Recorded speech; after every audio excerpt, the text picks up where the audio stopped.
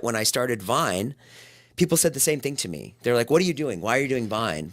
You know? And I was like, okay, this is what I'm doing. And then I did YouTube, and people were like, why are you doing YouTube? And I feel like when you're first to something, that can really pan out. Yeah, I do Vine and YouTube. Saying he's the first to this new thing like TikTok gift battling is gonna be the next big thing is very worrying to me. Please don't make that the next big thing, guys. On top of all that, there is this sort of like gamification in your head that happens when you're a content creator. Because so much of it is like numbers based, you're always looking at your analytics, hoping your numbers go up. It becomes kind of a game in your head to see if you can do better than you did last month or last year. Because of that, I feel like in a lot of content creators' heads, quitting or pursuing a different career path is seen as like losing the game, even if it's subconscious. That being said, I don't think that's a healthy way to look at it, and I would encourage people who are pursuing being a creator to find other passions that, you know, if this didn't work out, you could pursue that instead, because I think just clinging to relevancy for relevancy's sake is not a good thing. But why try to guess what Jason's thinking when someone literally asked him on his own podcast why he doesn't just get a job? This isn't me saying this as a negative thing. I'm just totally asking. Please. Yeah.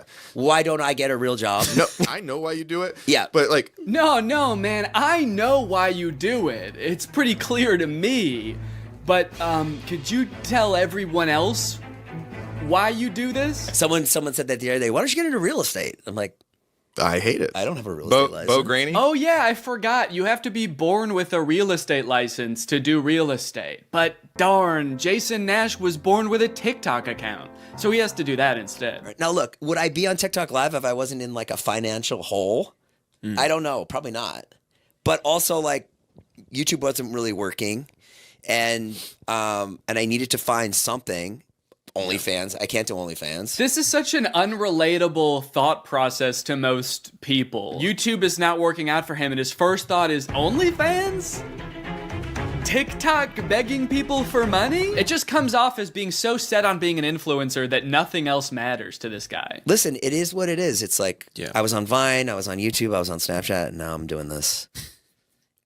Don't say it like that. Now I'm doing this. I mean, I do like it. No, man, I don't think you do. Not after that. We all saw that. So anyway, it is what it is, and I have to do it because I love it, and it's my favorite thing.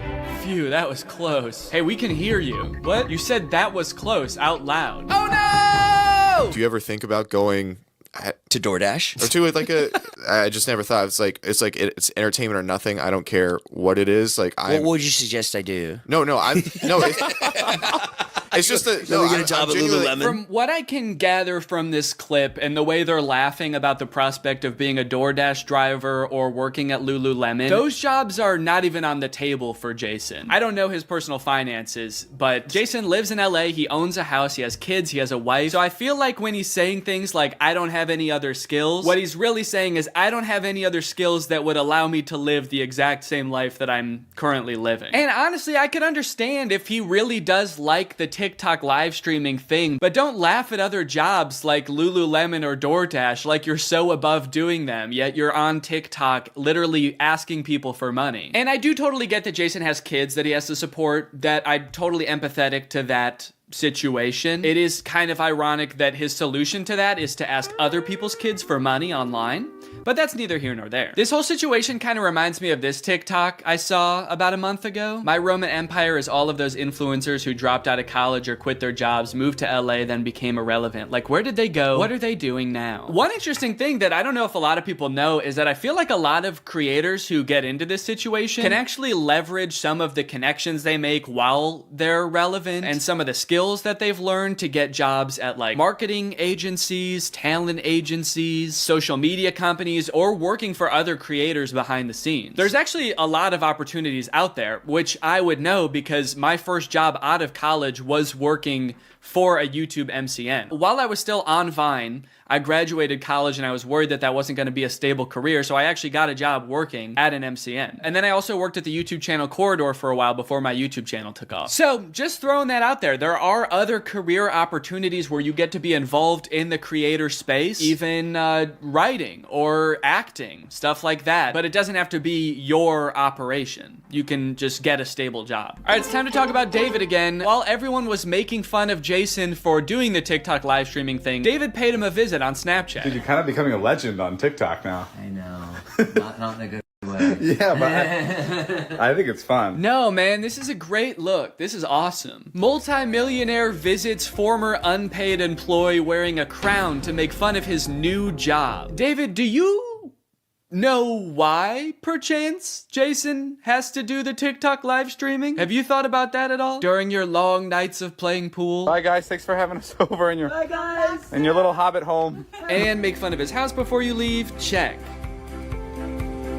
Great job. Now, with all of this talk about David and Jason, I just want to make it clear, do not go and send any hate to these people in real life, especially Jason. Jason actually got swatted mid-live during one of his streams a few weeks ago, which is obviously horrible. Anybody else inside? No. Okay, hold on. Let's get it put together and then... Yeah.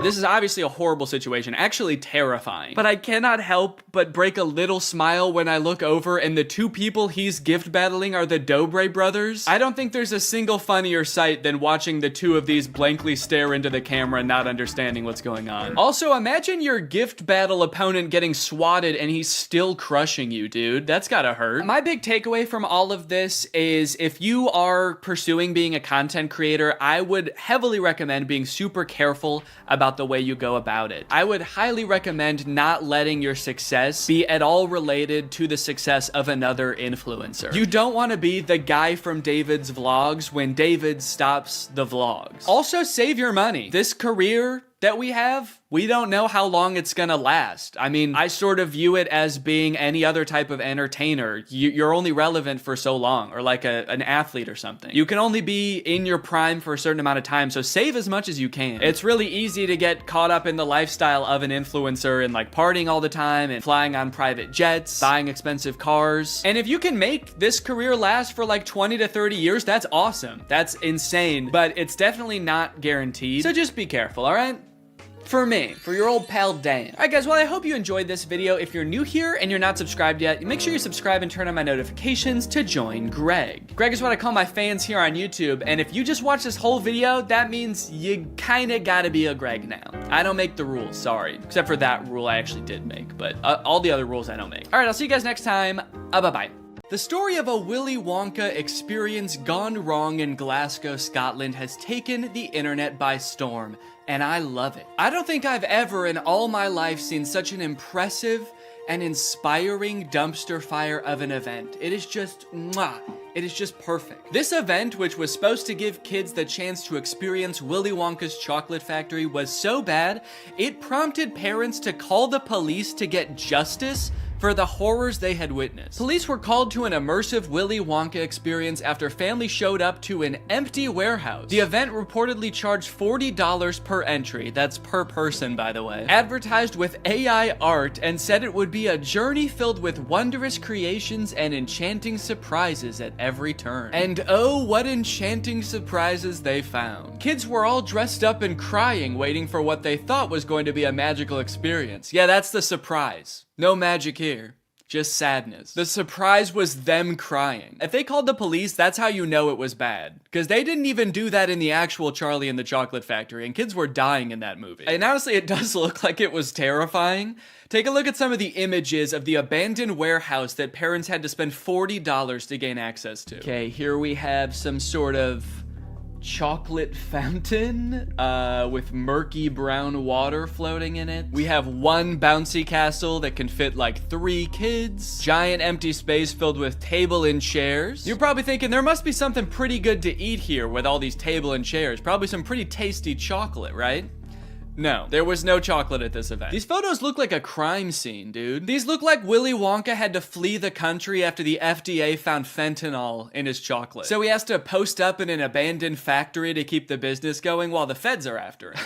You got this lovely scene.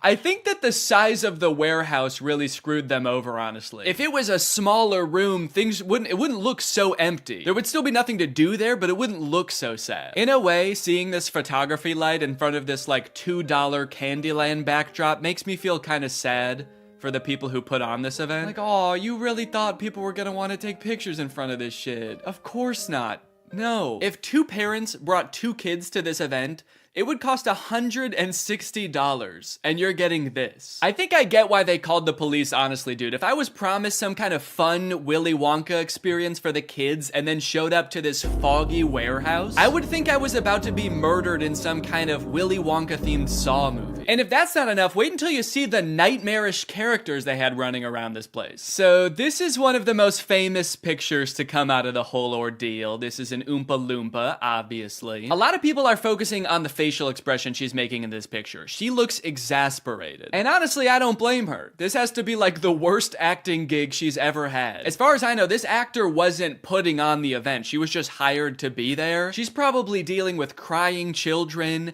pissed off parents. Also, I'm pretty sure canonically the Oompa Loompas are enslaved by Willy Wonka, so the facial expression makes sense in that context too. What I'm actually more concerned with is everything else going on in this photo. Why is there so much smoke? I'm not super familiar with the process of making chocolate, but I'm 100% sure there should not be that much smoke happening. No wonder she's making that face, dude. She's high as hell. And I love all the mismatched chemistry gear she's got strewn about the table. Beakers, vials, this mysterious elixir locked up in a little glass box. A quill? Oompa Loompas take notes like wizards from the 1300s? I didn't know that. All right, now the other 2 characters that were at this thing, I gotta introduce you to at the same time because they're both in the same video clip. So let me introduce you to Willy Wonka and the Unknown. What is that? It's the unknown. Man, what the hell? Dude, fuck everything else. I would call the police based off of that. Who is that demon? Surprising twists and turns was right in the advertisement. I would not expect to take my kids to a Willy Wonka experience and have them be accosted by a shadow figure. I can tell you that right now. It's terrifying that Willy Wonka says, "What is that?" when he sees it. What is that? Like, dude, this is your chocolate factory. You don't even know what that is? We are so fucked. Here's a different clip of some other kids experiencing the unknown. As the soup flavor full of scary face. Oh my God. Scare the great unknown. Wonderful. I love fantastic. Yeah, that's the correct reaction to seeing the unknown. What is that? Wonka says it, this kid says it, I'm saying it. Also, I love that baby's reaction. That was like a primal instinct to make that sound. Humans have evolved for millions of years to make that sound when they see the unknown. According to some reports that I've read from the event, the unknown is supposed to be an evil chocolate maker who hides in the walls and scares little children. Is he a part of the actual Wonka story? No. Was it advertised that there would be a child-scaring monster at this event? No. But speaking of the advertising for the event, one of the most insane parts of this whole story is that this company that made this event, House of Illuminati, apparently used exclusively AI-generated images to advertise this event. Surprisingly, the website is still up, so you can go and check it out for yourself. Welcome to Willy's Chocolate Experience. Dive into the whimsical of Willy's Chocolate Experience! Exclamation point, comma. So you've got images like this, which at first look like some kind of fun candy land, but then the closer you look, it doesn't really make any sense. Like, what the fuck is this thing? Is that supposed to be a bunny? Who the hell is that? I don't like the looks of these things. But then you get images like this advertising the Twilight Tunnel, which are so clearly AI generated, it makes you wonder if the whole event was being run by an AI. Because how could a human not notice that there are so many typos in all of these images? You got dim tight, depractions, ungurrival, featuring dodjection and swide. Then you've got ensuring entertainment, which of course includes catgagatting, carchy tons, and a passidice of sweet teats. And on top of the website being seemingly designed by AI, apparently all of the actors' lines were too, which we know thanks to this video posted by the actor who played Willy Wonka. I'm going to be poking a little bit of fun at the event, but I wanted to say before I start that I feel for anyone who bought tickets to this, people who are expecting a magical chocolate experience. People who are unfortunately captured by the unknown, we hope you are found soon. So the first red flag for me was when I was cast as Willy Wonka. Anyone who looks at me and thinks Willy Wonka and not Oompa Loompa is out of their mind. I give off major Oompa Loompa energy. I got cast as the part on the Thursday and was told that I needed to learn the script for the Friday. So I said, no problem, send it over. The script was 15 pages, monologue, pretty much, of AI generated gibberish. You know what I'm kind of curious about? If the script was AI generated, where did the unknown come from? Did the event organizers just ask ChatGPT to generate a script about Willy Wonka's chocolate factory and it just threw that shit in? Cause that's terrifying. ChatGPT was like, planning an event for kids, huh? I know just the thing to add. Don't worry, I'm great with kids. So I'll give you one of the lines from the script. I'm not going to do the Willy Wonka voice because I think I've embarrassed myself enough. But one of my favourite lines was, "There is a man who lives here. His name is not known. So we call him the Unknown. The Unknown is an evil chocolate maker who lives in the walls." What? We were told on the experience to hand out a jelly bean, one jelly bean per child, and a quarter of a cup of Tesco's own brand lemonade. One jelly bean? All that smoke the Oompa Loompa had to endure and she was just back there cranking out one jelly bean? Maybe the unknown was introduced as some way to canonically explain why there was no chocolate at the event. Sorry kids, there's no chocolate here today. An evil chocolate maker showed up and he shot the Oompa Loompas. They're dead now. So one of the Oompa Loompas from the event also posted a TikTok kind of poking fun at the whole experience, but the one actor we haven't heard from yet is the one that we all obviously want to talk to. The unknown. Unknown, we need to know your story. What was your inspiration for your performance? How did you get into character? The unknown must have had the worst time of any of the actors because, like, you got hired to do a performance of Willy Wonka and you got cast as a character that's not in Willy Wonka? Just like an evil spirit that lives in mirrors? And then your job for an entire day is to scare and confuse unsuspecting children who have no clue what they're in for. Every time a kid came around that corner, you just know the unknown was like, God damn it, I gotta traumatize another kid. The Oompa Loompa from the famous photo ended up doing an interview with Vulture where she describes the moment that children saw her for the first time, and it is very sad. Tell me about the moment as the kids started coming in. Did you see the innocence leave their eyes? They were quite upset. I think they were confused, but it was more the parents. I just looked at them, and I think they must have known when they looked at me. An older couple said to me, I really, really hope you get paid well for this. This sounds like she's describing people witnessing the wreckage of a tsunami or something. It's crazy. Each individual person that laid eyes on her had to take a second to mourn. When you say walk through, how long are we talking here to walk through this event? I'm telling you, this would have taken about 2 minutes. I've never experienced anything like this in my life. Dude, honestly, that's kind of smart because like 2 minutes isn't even long enough to process like the first stages of grief. You're getting these people in and out before they can even realize they got scammed, you know? They don't even know what the fuck just happened. After the police were called, people started getting refunded, the story blew up. The director of the company who put on this event did eventually apologize. I'm really shocked that the event had fallen short of the expectations of people on paper. Yeah, dude, on paper the event was awesome. No chocolate, abandoned warehouse, smoky Oompa, just like the movie. There was every intention to hold the event from the pictures. Despite not being the best light, hopefully you'll be able to see that there was every intention to hold the event. No, we know you were planning on holding the event. That's kind of the problem. I think a lot of people wish you didn't. Unfortunately, there were unforeseen circumstances and the event didn't come to light. He's like, we were not expecting that evil chocolate maker to show up. The unknown ruined the event. These issues were technological in nature. We had ordered a holographic paper that didn't arrive on time. The holographic technology in itself is absolutely fabulous technology, and unfortunately, there was a delay in postage. Holographic paper? No, I don't think that was the problem with the event, actually. The lack of holographic paper. Look, I don't know what holographic paper is, but based on his reliance on ChatGPT and Midjourney, I do not trust his opinion of absolutely fabulous technology. So I'm just gonna go ahead and assume the holographic paper would not have helped. Well, gang, this is surely an event that will go down in the history books. I hope you enjoyed this video. If you're new here and you're not subscribed yet, make sure you subscribe and turn on my notifications to join Greg.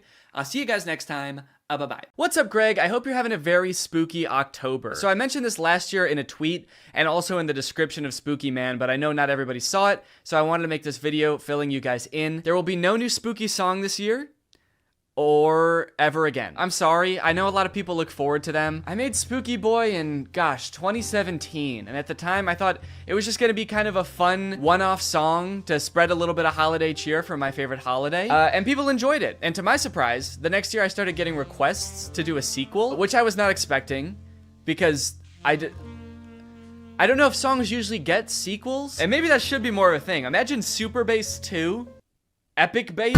But anyway, I made a sequel for Spooky Boy, and then I made another one, and before I knew it, it was kind of like a little spooky tradition that every year I would make a spooky song. But I don't know if you've ever tried writing more than 4 songs about the exact same thing, but it's hard. And don't get me wrong, I'm still a spooky person, okay? I haven't abandoned the spook. But at this point, I kind of feel like I've just written the same song 3 times and then another time, but sexy. And I just kind of feel like I'm out of spooky bars. I'm out of clever Halloween puns. I'm out of catchy Halloween melodies. And trust me, I've experimented with a ton of different spooky song ideas, but just none of them hit the same. In fact, as a little goodbye to this yearly spooky tradition and the spooky saga as a whole, why don't I show you a few of my rejected spooky songs? Man, look at all these spooky songs. There's a lot of memories in here. And I really did try everything.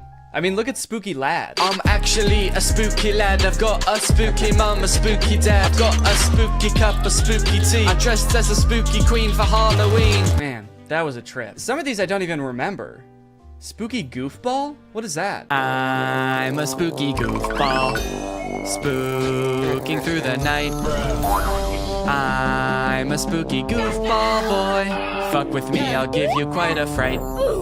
Yeah, I don't even know how that could have been a full song. Also, it didn't feel spooky, really. It just felt silly. Oh man, Spooky Girl? That was a special one. My spooky world just don't spin around without you. My spooky boo. And every Halloween I don't go looking for tricks and treats. Oh no, this Halloween I just need my spooky girl. I guess that one doesn't really fit because that's talking about someone else. It's not even talking about me. I'm not the spooky girl. Now Spooky DJ on the other hand, that shit slapped. It's a spooky party, yeah. And I'm a spooky DJ. I play the spookiest tracks. It's a spooky party, a spooky party. Nobody's having fun cause my songs are too spooky. Everybody's terrified. So thank you guys for enjoying the spooky songs. I did really enjoy making them, and you know what? Even though I'm not making any more, you can still listen to the whole spooky saga. Those songs aren't going anywhere. And you know what? They're probably way better than any spooky song I could possibly make now because I'm all out of ideas. So go ahead and throw them into a playlist, listen to them all October long, and even after that too, because a real spooky boy is spooky all year round. And yeah, happy Halloween! Me. Okay, thank you. Before starting this game, I had no concept of what this game was gonna be like at all. I have no concept of what this game is gonna be like at all. But in a nutshell, what you do in this game is steal from a lonely old woman. Find the cash. Oh my god, am I stealing from the grandma? Am I the bad one? You enter her house at the beginning of the game, and then for 20 astonishingly short levels, level cleared! The game directs you to systematically steal every valuable item in this poor woman's house. Each level you steal one item, all while being hunted by Granny. The main door is closed, find the key. Oh fuck! Whoa! Whoa! Whoa! Whoa! Whoa! Whoa! What the hell? Yep, that's Granny. And that's the first time I ever saw her. And while you're doing the game's bidding, picking up every loose item in her house, she roams the halls with a baseball bat, and if she finds you before you beat the level, she clobbers you to death. Ah!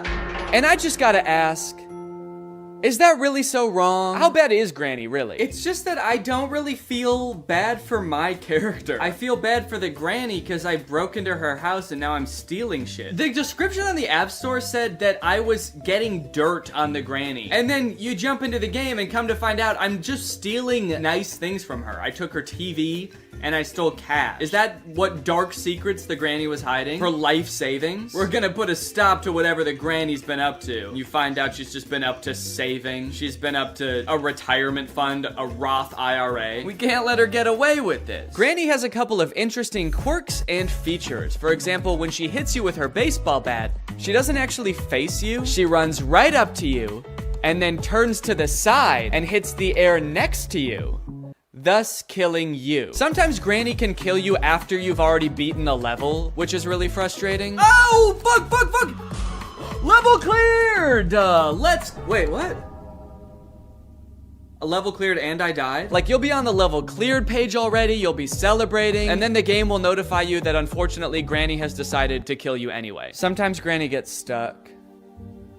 I think I beat the game. She'll get confused in her old age and she'll get stuck in the corner of a room or the middle of a hallway, and you know, it's good for us, but it's sad to see, you know? She used to be so young and spry, I assume. I never actually knew her back then, but the instructions in this game are way less helpful than they should be for a game that is only instructions. As you'll come to find, Granny's house has 2 floors, and while most people would call those floors the first floor and the second floor, whoever made this game, I guess, thought it would be fun to call the first floor the main floor and the second floor the first floor. So in the game, when it tells you to find the Chinese vase in the first floor alley, you get to spend an exhilarating 10 minutes wandering around what you thought was the first floor, touching every vase to check if it's the Chinese one. The Chinese vase, am I stupid? What is a Chinese vase? Okay, I've been wandering around the house for like 10 minutes now. The granny's not even here anymore. It's like she left, she got bored also of the game, only to find out that it was upstairs the whole time. If I find the vase up here, I'm gonna be so pissed off. Just so we're all clear, this is the second floor. And if there's a Chinese vase up here that I could pick up, I'm gonna lose it.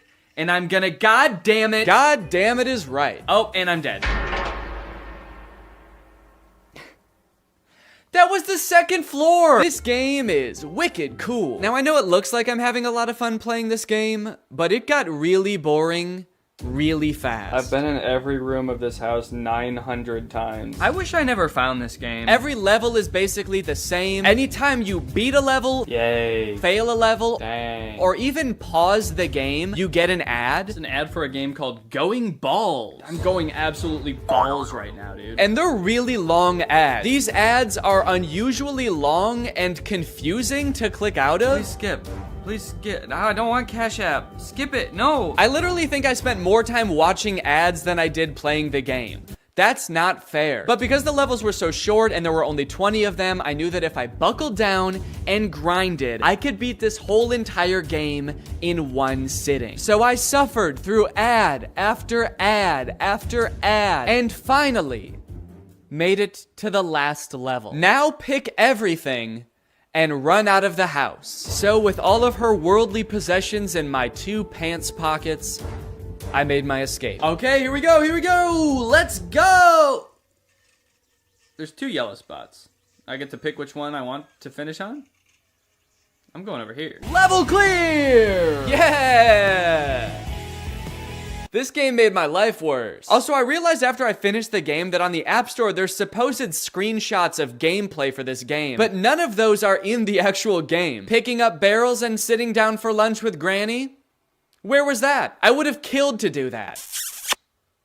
Next game. I was feeling pretty frustrated going into the next game, but I was hoping that Virtual Boyfriend Simulator would be a nice change of pace. I started off by creating my own little profile. I got to take a picture. That looks good. Put in my name. Damn. Decide on a couple of character attributes. I had to look up what impudent meant. Means not showing due respect for another person or impertinent. Similar to Chinky. Wait, what? When you go back to the app after being in another app, there's a picture of a crying boy that says, "Honey, come back." And then when you actually get there, it's like, what?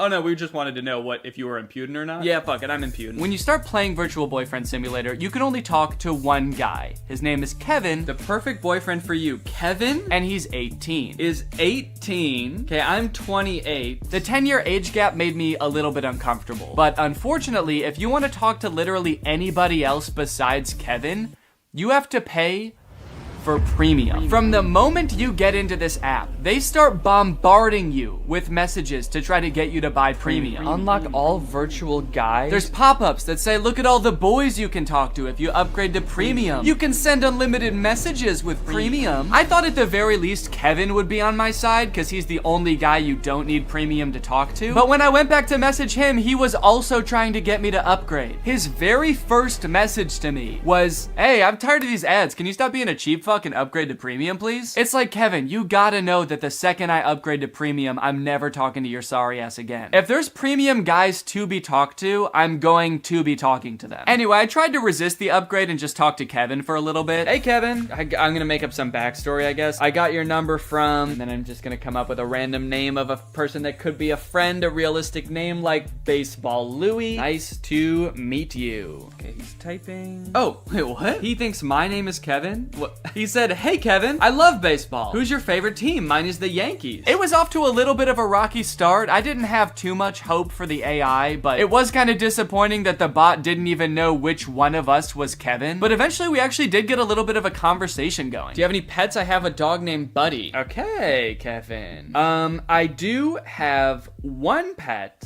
His name is Baseball Louie. That's a great name for a dog. It is, dude. Thank you. What do you do for a living? I'm an accountant. Based on the description in the App Store, I was not expecting Kevin to understand anything that I said, but Kevin would actually respond to what I said in a pretty natural way. At least for the first 4 messages I sent him. My dog is a Australian Gumblebee. I'm just gonna make some shit up and see what he says. Wait, huh? Sorry, but in the limited version, we cannot chat endlessly. I'll be back in 2 hours. What the fuck? This game lets you send 4 messages until it's like, all right, buddy, pay up. Now that you've gotten to know our darling Kevin, surely you're willing to pay $3.49 to talk to him. Surely you'll spend a little cash on the guy. He's told you he has a golden retriever. He's told you he's an accountant.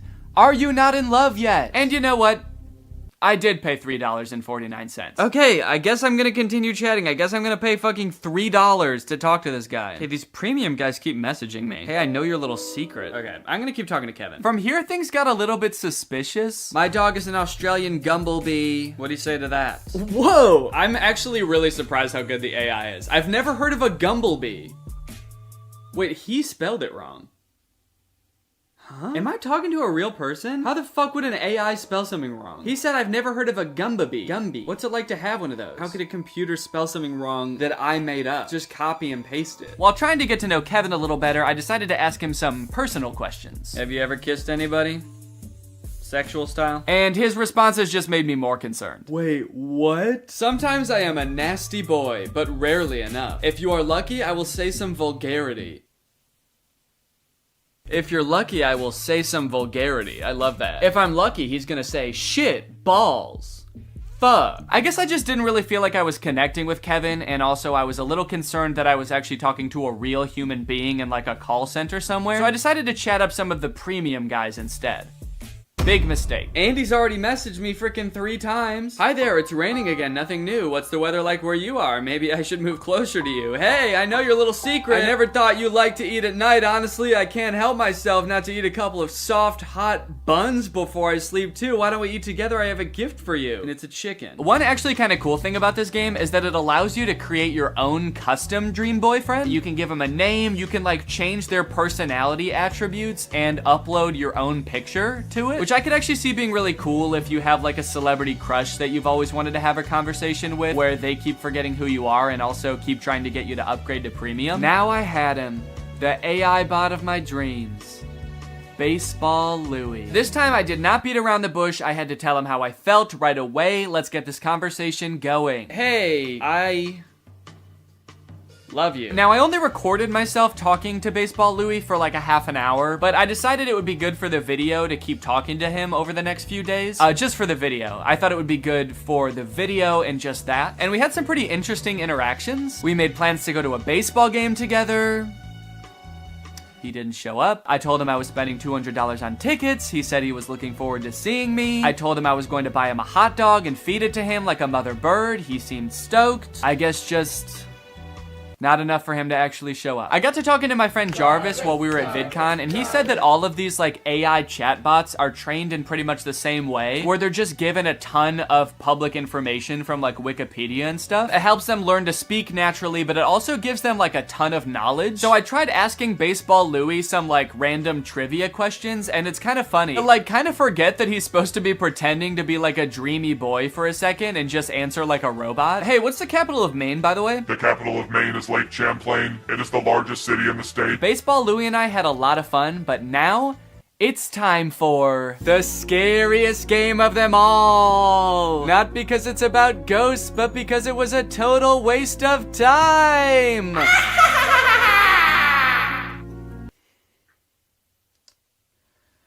Ghost Simulator was borderline unplayable. Just like Bad Granny, each level had one objective, but instead of roaming around a house picking up cash, you're roaming around the afterlife, killing a skeleton, or killing a spider, or killing one of these goobly guys. And that's pretty much it. You just fight bad guys. Which would be fine if the gameplay wasn't so fucking bad. This game is laggy as hell. This game is so laggy. I simply can't play this for too long. This app also really wanted me to upgrade the second I started the game. Free items when by ultimate character. Who's ultimate character? Oh shit. Whoa, look at this little guy that I'm starting with. This little tiny ghost. And then your only other option is Ultimate Demon Lord. You versus the ghost she tells you not to worry about? Shit. But this time I was able to resist the urge. I don't think it would have made a difference anyway. This game gets an F, and now it's time for Welcome to Mom's House. Did that transition make sense? I don't remember what I said before. There's no introduction or anything. The game is just like, go get your 2 ugly kids ready for school. I don't know why they look like that. Everything in this game is pretty ugly. Your kids look like they made 2 adults and then just shrank them, and we're like, that's what kids are, right? They're just small adults. The buildings, the bus? Why is the bus like that? Did it melt? The way mommy moves is also hilarious. They could not figure out how to make her look natural doing anything. Okay, pick up school bag from the table. That's easy. I know how to do that. Picking it up in the most labored looking way possible. When mommy ventures outside the house, you'll find that they've populated the streets of the town she lives in with an NPC. Who's this weirdo? Just one NPC, and he's everywhere. Hey, there's that guy again. He's standing over here too. Hey dude, are you okay? You look like my son, but taller. Oh, and he works at the store as well. But for the most part, it's a pretty chill and relaxing game. Mommy's having a good time, the stakes are very low, except for the cooking challenge. The cooking challenge was very stressful. Turn off the stove once the soup gets perfectly cooked. There was a little meter that was supposed to tell you when the soup was undercooked, perfect, or overcooked, and I accidentally took it off the stove early. Oh. Wait, it wasn't ready. I accidentally did, it wasn't ready. I know it's not ready. Hold on, the soup is not done yet. There was a little diagram that showed when it was gonna be cooked. I didn't know that button did that. I didn't mean to take it off. It wouldn't let me put the soup back on the stove. Now I have no choice but to serve it to my kids. It's undercooked. I'm gonna pour it down the sink. I don't wanna feed it to my kids. Look at them. Oh, and what is my husband gonna do when he finds out about this? This is now part of my plot to kill my kids so I can start a new life somewhere else. Here you go. Here's your soup. It's undercooked, we won't eat it! The game is just like, oh, you thought the soup was done? Go ahead and feed it to your kids then. Oh no, this will be rich. Let's see you feed the soup to your kids if you think it's done. You know better than us? Go ahead, see how they like it. They didn't like it. And I would just like to add that the entire time I played this game, mommy was very poorly treated. No one ever said, thank you, mommy. No one ever said, wow, you're such a great mommy. Thank you for the soup. As someone with a mommy, I find that disgusting. Even I know that that's fucked up, and I'm 6 weeks old. There are some in-game purchases available in this game. You can buy new family members. I can pick different people? Not additional family members, but you can pay to swap out your current family members with ones that you like better. For only $9.99, you can tear your family apart. Pop yourself a new son. Look at how cool this one is. Tired of your daughter looking like a 40-year-old woman? Now she's gonna look like a different 40-year-old woman. What's nice about this game, though, is it doesn't try to force these in-game purchases on you. The game developers were like, if you want to kill your entire family and swap them out with people that look different, Oh, hello. The game developers were like, if you want to kill your entire family and swap them out with new people, you can.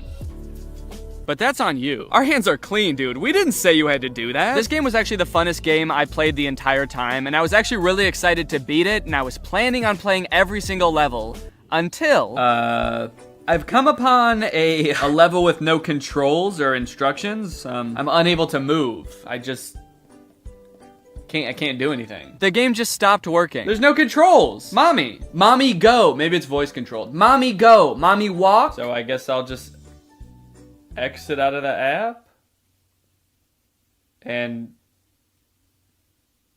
never open it again? Welcome to Horse House. All right, partner, and howdy do. It's time to talk about Talking horse. In real life, taking care of a horse consists of brushing it and letting it lick salt, and that's it, I think. So let's see if we can do those things in the game. As is tradition, this game presents no introduction or explanation of what this game is going to be. In fact, it actually kind of tries to pretend like you've played the game before. Continue. What an interesting button to make you press at the beginning of a game. I just want to make sure you're comfortable continuing to start the game. Are you good with that? Okay, cool. Continue. And this is Talking Horse.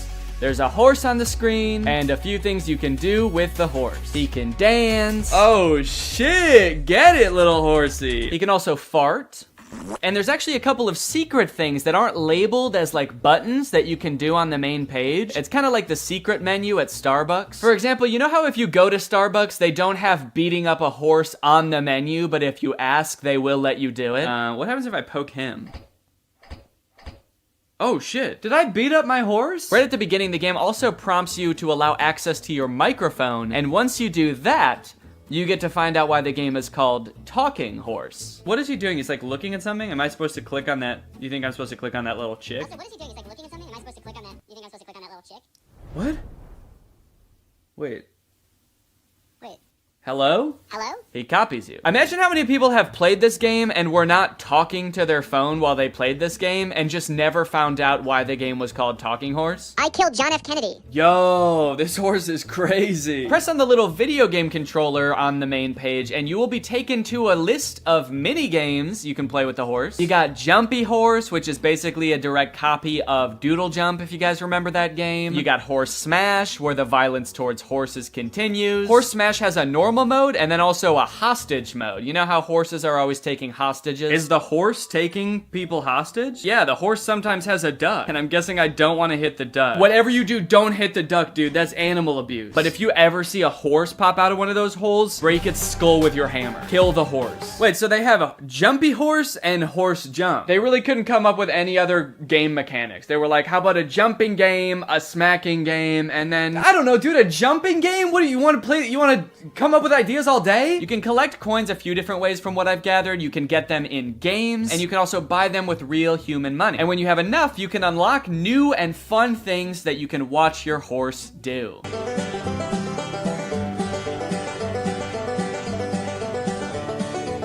And not to brag or anything, but I did unlock everything in the game, and now my horse can walk on a treadmill.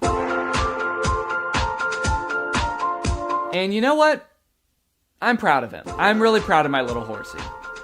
I'm really happy that I played this game. It brought a lot of joy to my life. I'm not scared of the horse. I'm not terrified of the horse. I didn't delete the game immediately after filming. I really like this horse. Transition. I guess this is the part of the video where I'm supposed to have reached some kind of conclusion about what I just did. But honestly, I don't really think I learned that much, aside from the fact that there are a lot of games on the App Store that are not fun. And also, I have to remember to cancel the subscription to Virtual Boys. Was that a subscription or was that a one-time payment thing? I gotta go figure that out. I gotta make sure that I cancel that if I need to cancel that. All right, well, anyway, thank you for watching. I'm gonna go do that, and you can go ahead and subscribe. Deal? Okay, good. Bye. Life as a new dad is pretty good. Rocking my baby to sleep, watching him crawl for the first time, and there's so much to look forward to. Like finding out what kind of TikTok dad I'm gonna become. There's so many types of dads on TikTok. You got Frog Dad. I could be like Addison Rae's dad, begging Young Gravy to box him. One thing's for sure, whatever kind of dad I become, I'm excited to do it on TikTok. Wait, what is this? TikTok is getting banned? Guys, TikTok might get deleted in the US forever in a few months, so I either need to move countries or fulfill my dream of becoming a TikTok dad now. Luckily, over the years, I've gathered a pretty choice list of dad talks, and today I'm going to watch them, and then I'm going to become them by recreating them. So let's take another look at that Addison Rae's dad TikTok. Can I get a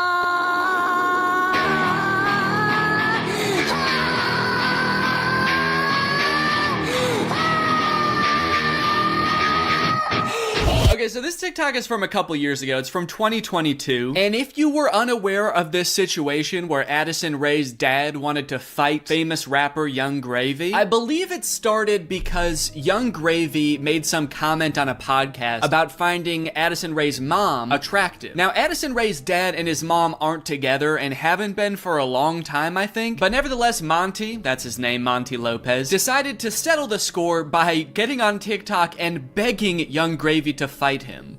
Can we meet now? Like today, it's August 9th, 2022. I'm ready and I bet you're not. Only a boxing match. Do you have what it takes? Please, I'm begging you, Young Gravy, fight me, please. I'll let you win. I don't care. You can bring a gun. Just don't kiss her. Also, because of the UMG thing that happened recently where they removed all their music from TikTok, this TikTok is completely silent. I'm guessing it had more of a badass vibe to it when it actually had music, but now it's just kind of sad. But to be fair to Monty, that TikTok was like 2 years ago. The beef has since been resolved, I think, or Monty just realized that Young Gravy was never going to respond to him, so he stopped trying. But let's see what Monty's up to now. What's going on, everybody? Happy holidays. We got some real funny videos that I'm about to show you. Let me know in the comments below what you want to think is fun. Cool, man. Yeah, those are some pretty funny videos. Did you steal them, Monty? Did you steal the videos? Bad, Monty. I like that Monty is compensating for his old videos having no music by putting 3 times as much music as is necessary in this video. I don't really think that this exact genre of TikTok speaks to me. I don't really know if I want to become like the content stealing kind of guy on TikTok. Hey guys, check out this crazy clip I just saw. You're gonna want to buckle in. This is 3 hours long. I should give Addison Rae's dad type dad a shot though, so I'm gonna be recreating that first TikTok. Okay, so I was trying to think of who it would be funny for me to be trying to fight in this video. My first thought, for some reason, was Joe Biden, but I feel like if I posted a shirtless video of me screaming and begging Joe Biden to fight me, I would be investigated by the FBI, the CIA, trying to think of any other 3-letter acronyms, AJR maybe. So I'm not gonna do that. Maybe it would make more sense if I just challenge someone who already does influencer boxing, like Jake Paul. I could make this same kind of shirtless screaming video, begging Jake Paul to fight me. I can't just stop there because Monty didn't stop there. Oh no, no, no. He challenged him, he begged him, he asked him to come to his house right now, and then he also pivoted to just posting silly videos on his page. So I'm gonna try to encapsulate all of that into one video. I also noticed in this video when he stands up, it like, well, one, it says run white boy run at the bottom, and then it also reveals that he has a tummy tattoo. So I don't know if I should incorporate that somehow. Like when I stand up, there's a funny tattoo on my tummy. Maybe it's just a heart that says Jake in the middle. Because I want you to get the vibe from this that I just want to hang out with Jake so bad. I don't care if he's beating the shit out of me or if he's just coming over to help me water my garden.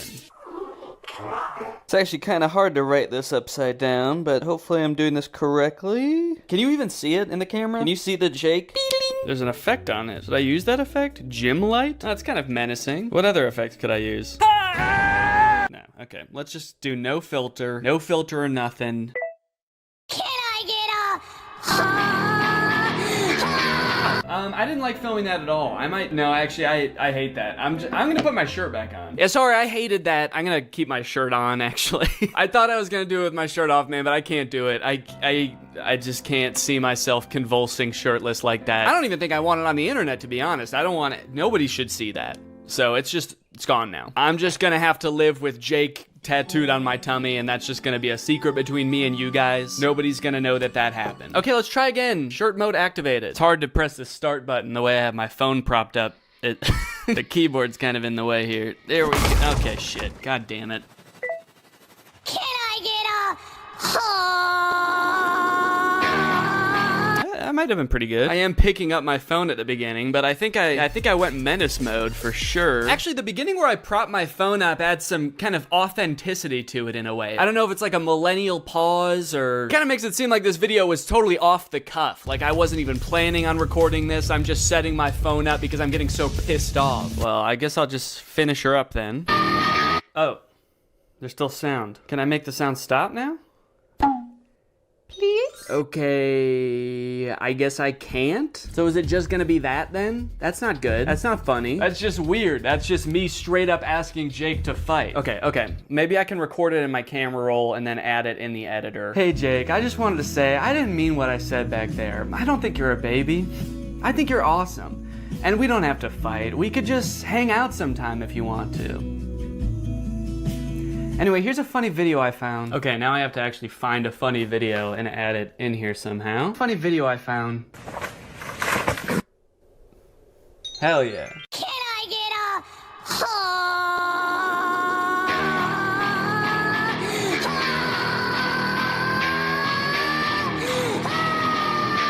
Hey Jake, I just wanted to say, I didn't mean what I said back there. I don't think you're a baby.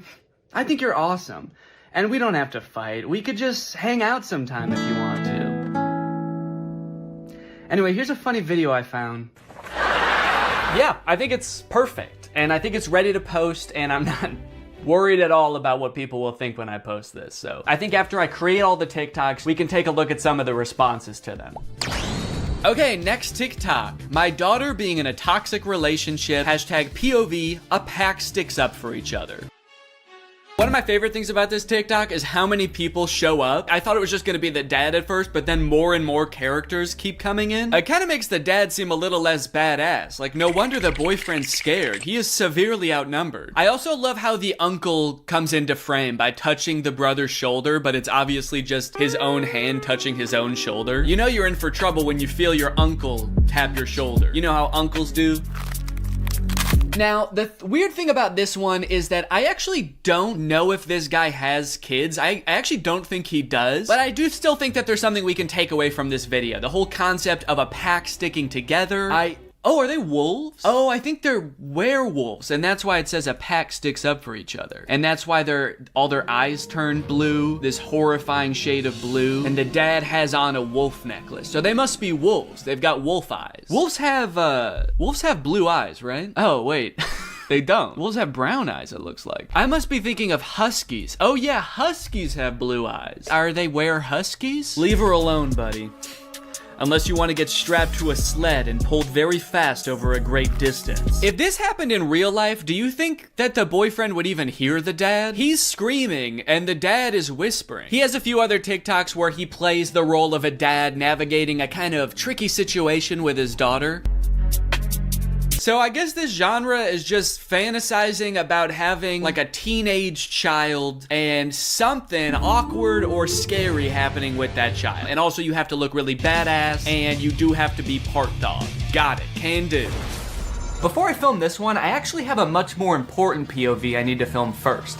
POV, that moment when you're sponsored by Opera. Opera makes other browsers look like that evil boy in that last TikTok. All alone and useless. Meanwhile, Opera looks like the family because Opera has so many useful features built in that it's so much more than just a browser. You've got Aria, Opera's native browser AI, which lets you get clear answers instantly. Highlight any term on the web and ask Aria to explain it. The great thing is Aria is connected to the web and can provide real-time information, unlike a lot of other AI models. Tab islands are huge for helping me stay organized while I'm working on a video. If I have several TikToks open, a couple of Google Docs, email, I can collapse them into context-based groups automatically.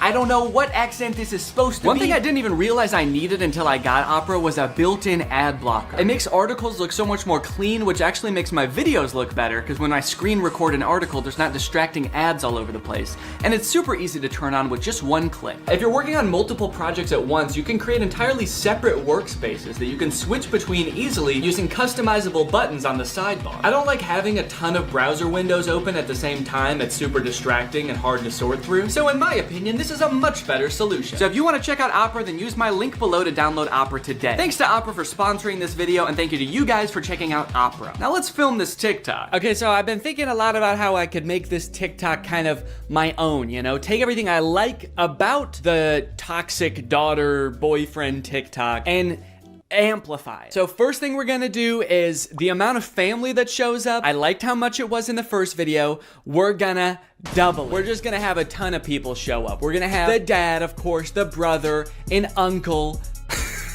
Uncle's here. A second cousin, a third niece, maybe. Also, I think instead of like a toxic boyfriend, the daughter's just gonna be getting mugged. I think that would elevate the stakes a little bit higher. And then, you know, in the original TikTok, they didn't even turn into werewolves. Their eyes just turned blue, which, granted, that would be very scary if that happened to you, but I feel like they were trying to get at something there, but they didn't quite get there. So, in my TikTok, they're gonna actually turn into animals because there's filters on the TikTok that can turn you into animals. So that's what I'm gonna do. And I'm gonna do it now. So I think what would be even cooler than turning into a wolf is if I turn into a horse. And I know that there's horse filters on TikTok. I have one saved here, where if you open your mouth, you turn into a horse. So I'm gonna use this. Okay, beautiful, beautiful. I look gorgeous. And then everyone just starts turning into horses, dude. The daughter turns into a horse. Uncle's gotta turn into a horse. And last but not least, the mugger has to apologize, of course. Let's go, baby. Now all I have to do is edit this, and it's gonna be ready to go. Now this dad is a whole different type of dad. His name is Brian B. Toe. I thought Toe might be his last name, but the way it's spelled out in his profile actually makes it seem like Buto is his last name. I thought B was just his middle initial till I saw this just now. Say what you want about Brian, but he do be Toe. And I think there's a lot we can learn from Brian's TikTok. Stuck in a generation where loyalty is just a tattoo and being fake is a lifestyle. Where the real ones at? Man, Brian's so cool. I thought he was a teenager for a second because of how cool he's dressed. Hey guys, I'm just skateboarding with my backpack to school. I mean work. I hope my teacher is cool today. Oh, I mean boss. Sorry, I'm just a kid at heart. Also, I just got in a really bad skateboarding accident and hit my head real bad. Can you drive me to the hospital? I don't like this angle. Why is he so much higher up than us? Are we a child in this video? Are we his child? Son, where are the real ones? What have you done with the real ones, son? I'm not even sure how the caption and the video are related. They seem like totally separate things. I'm so sick of my generation. So I've decided to join yours. I'm a teenager now. In fact, I'm so young that my kids are my...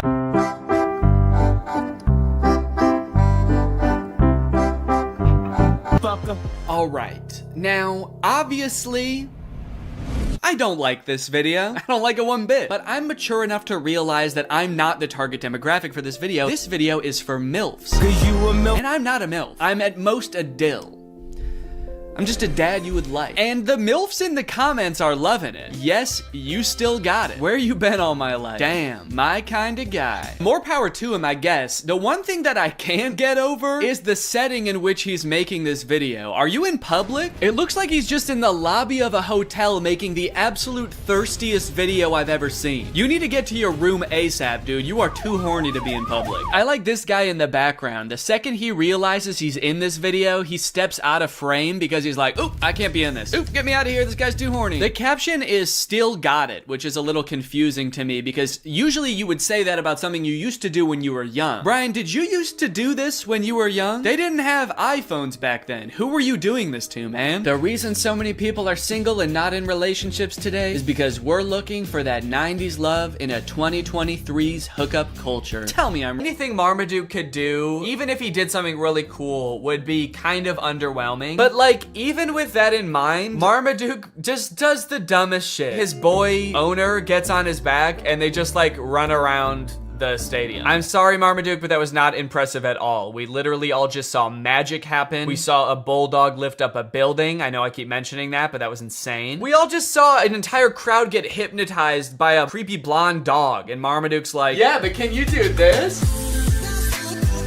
Are you trying to bankrupt your family, Marmaduke? Because that's what's gonna happen if you keep this shit up. Are you trying to destroy your family's lives? You're going to. Keep dicking around on the ground like that with no talent, and you're gonna destroy their lives. It's happened before, it'll happen again. Okay, a little plot twist happens at the end of the dog show. Zeus, the beautiful dog, wins. Obviously, he hypnotized the judges, so we kind of thought that was gonna happen anyway, but it turns out that one of the judges is actually Zeus's trainer in disguise, so he gets disqualified from the talent competition. I kind of feel like it was pretty dumb of him to do that because he had a shot at winning anyway. It's not like he was like a total underdog. Dude was basically an overdog. He was actually bound to win. He hypnotized everybody. Marmaduke dead? Marmaduke was a good dog. What the fuck, dude? We will miss you.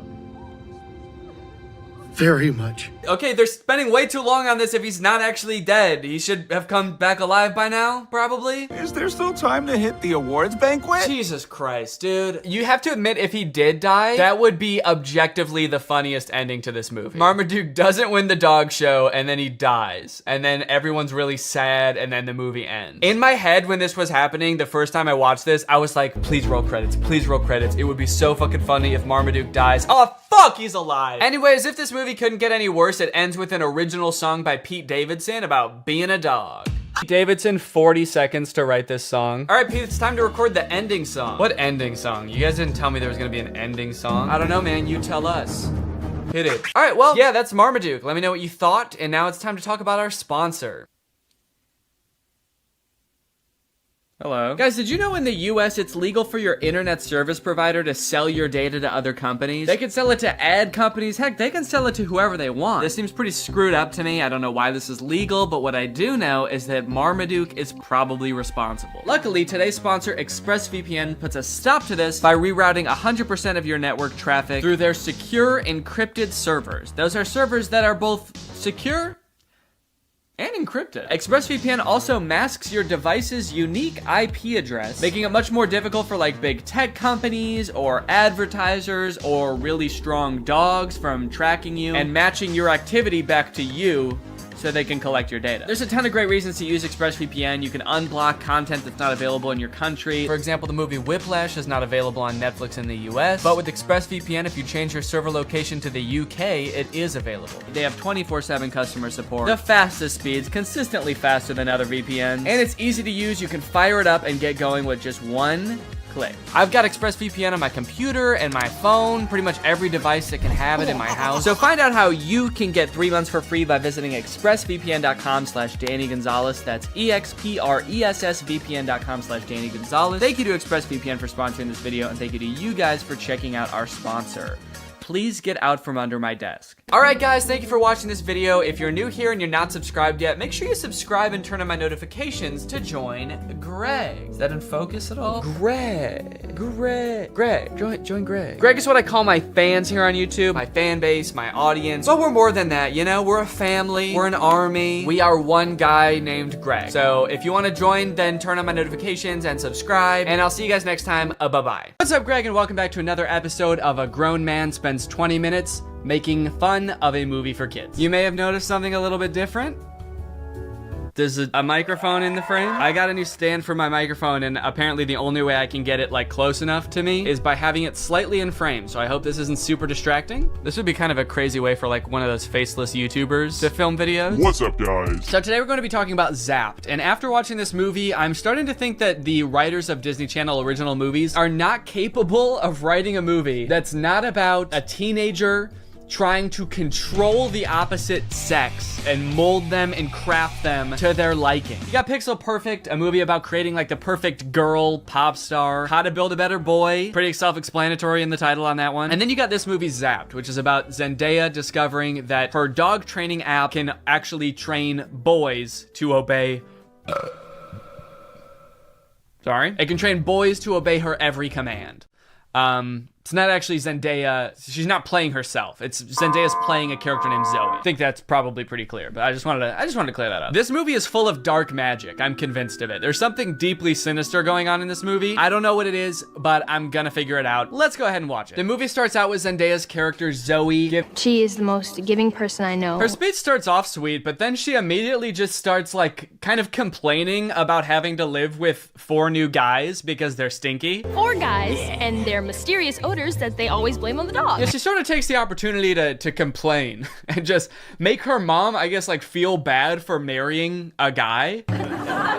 It's the happiest day of her mother's life. And also this guy, her new stepdad, is the happiest day of his life. And her speech is like, I hate my new family, my new stinky family. And this wedding will certainly ruin my life. To make matters even worse, towards the end of her speech, the boys lose control of their pet dog, who is at their wedding for some reason. Like a chocolate fondue fountain all over Zendaya.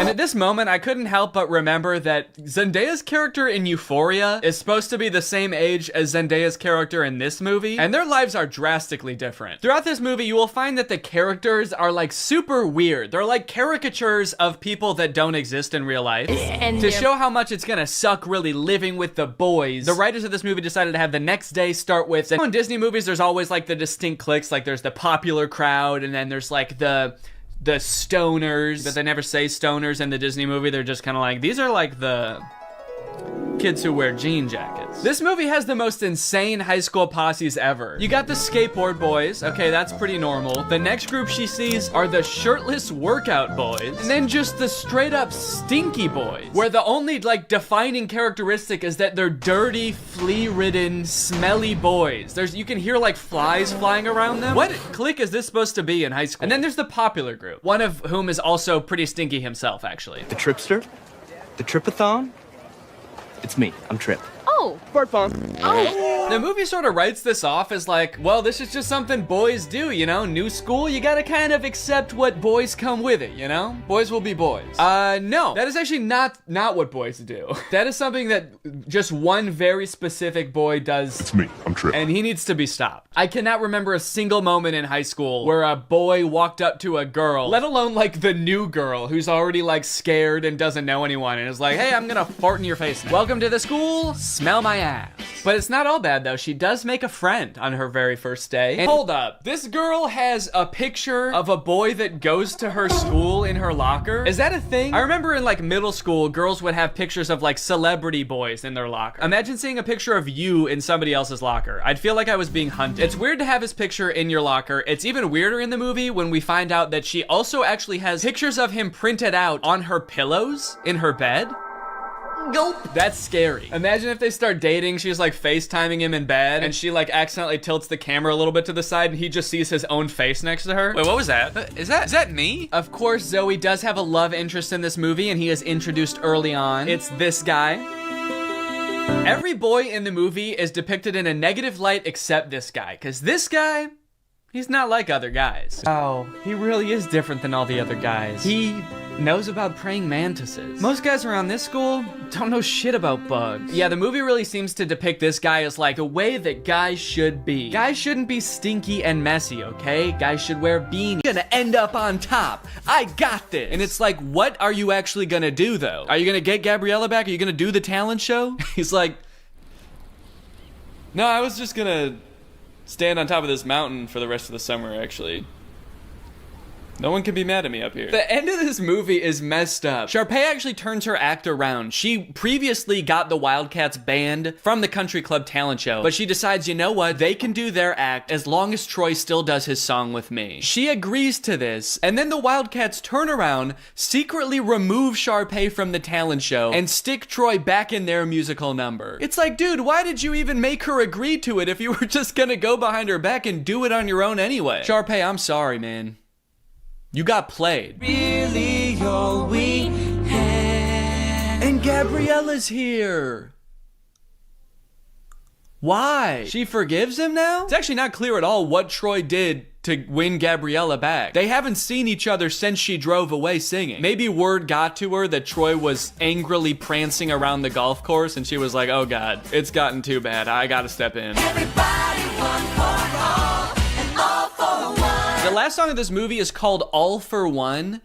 I don't know, I kind of feel like they lost a little bit of inspiration at the end here. Kind of feels like they forgot what moral they were working towards for the end of this one, and they were like, and we're all together in this one also. And the movie ends with Gabriella wooing several times while looking over at Troy for approval.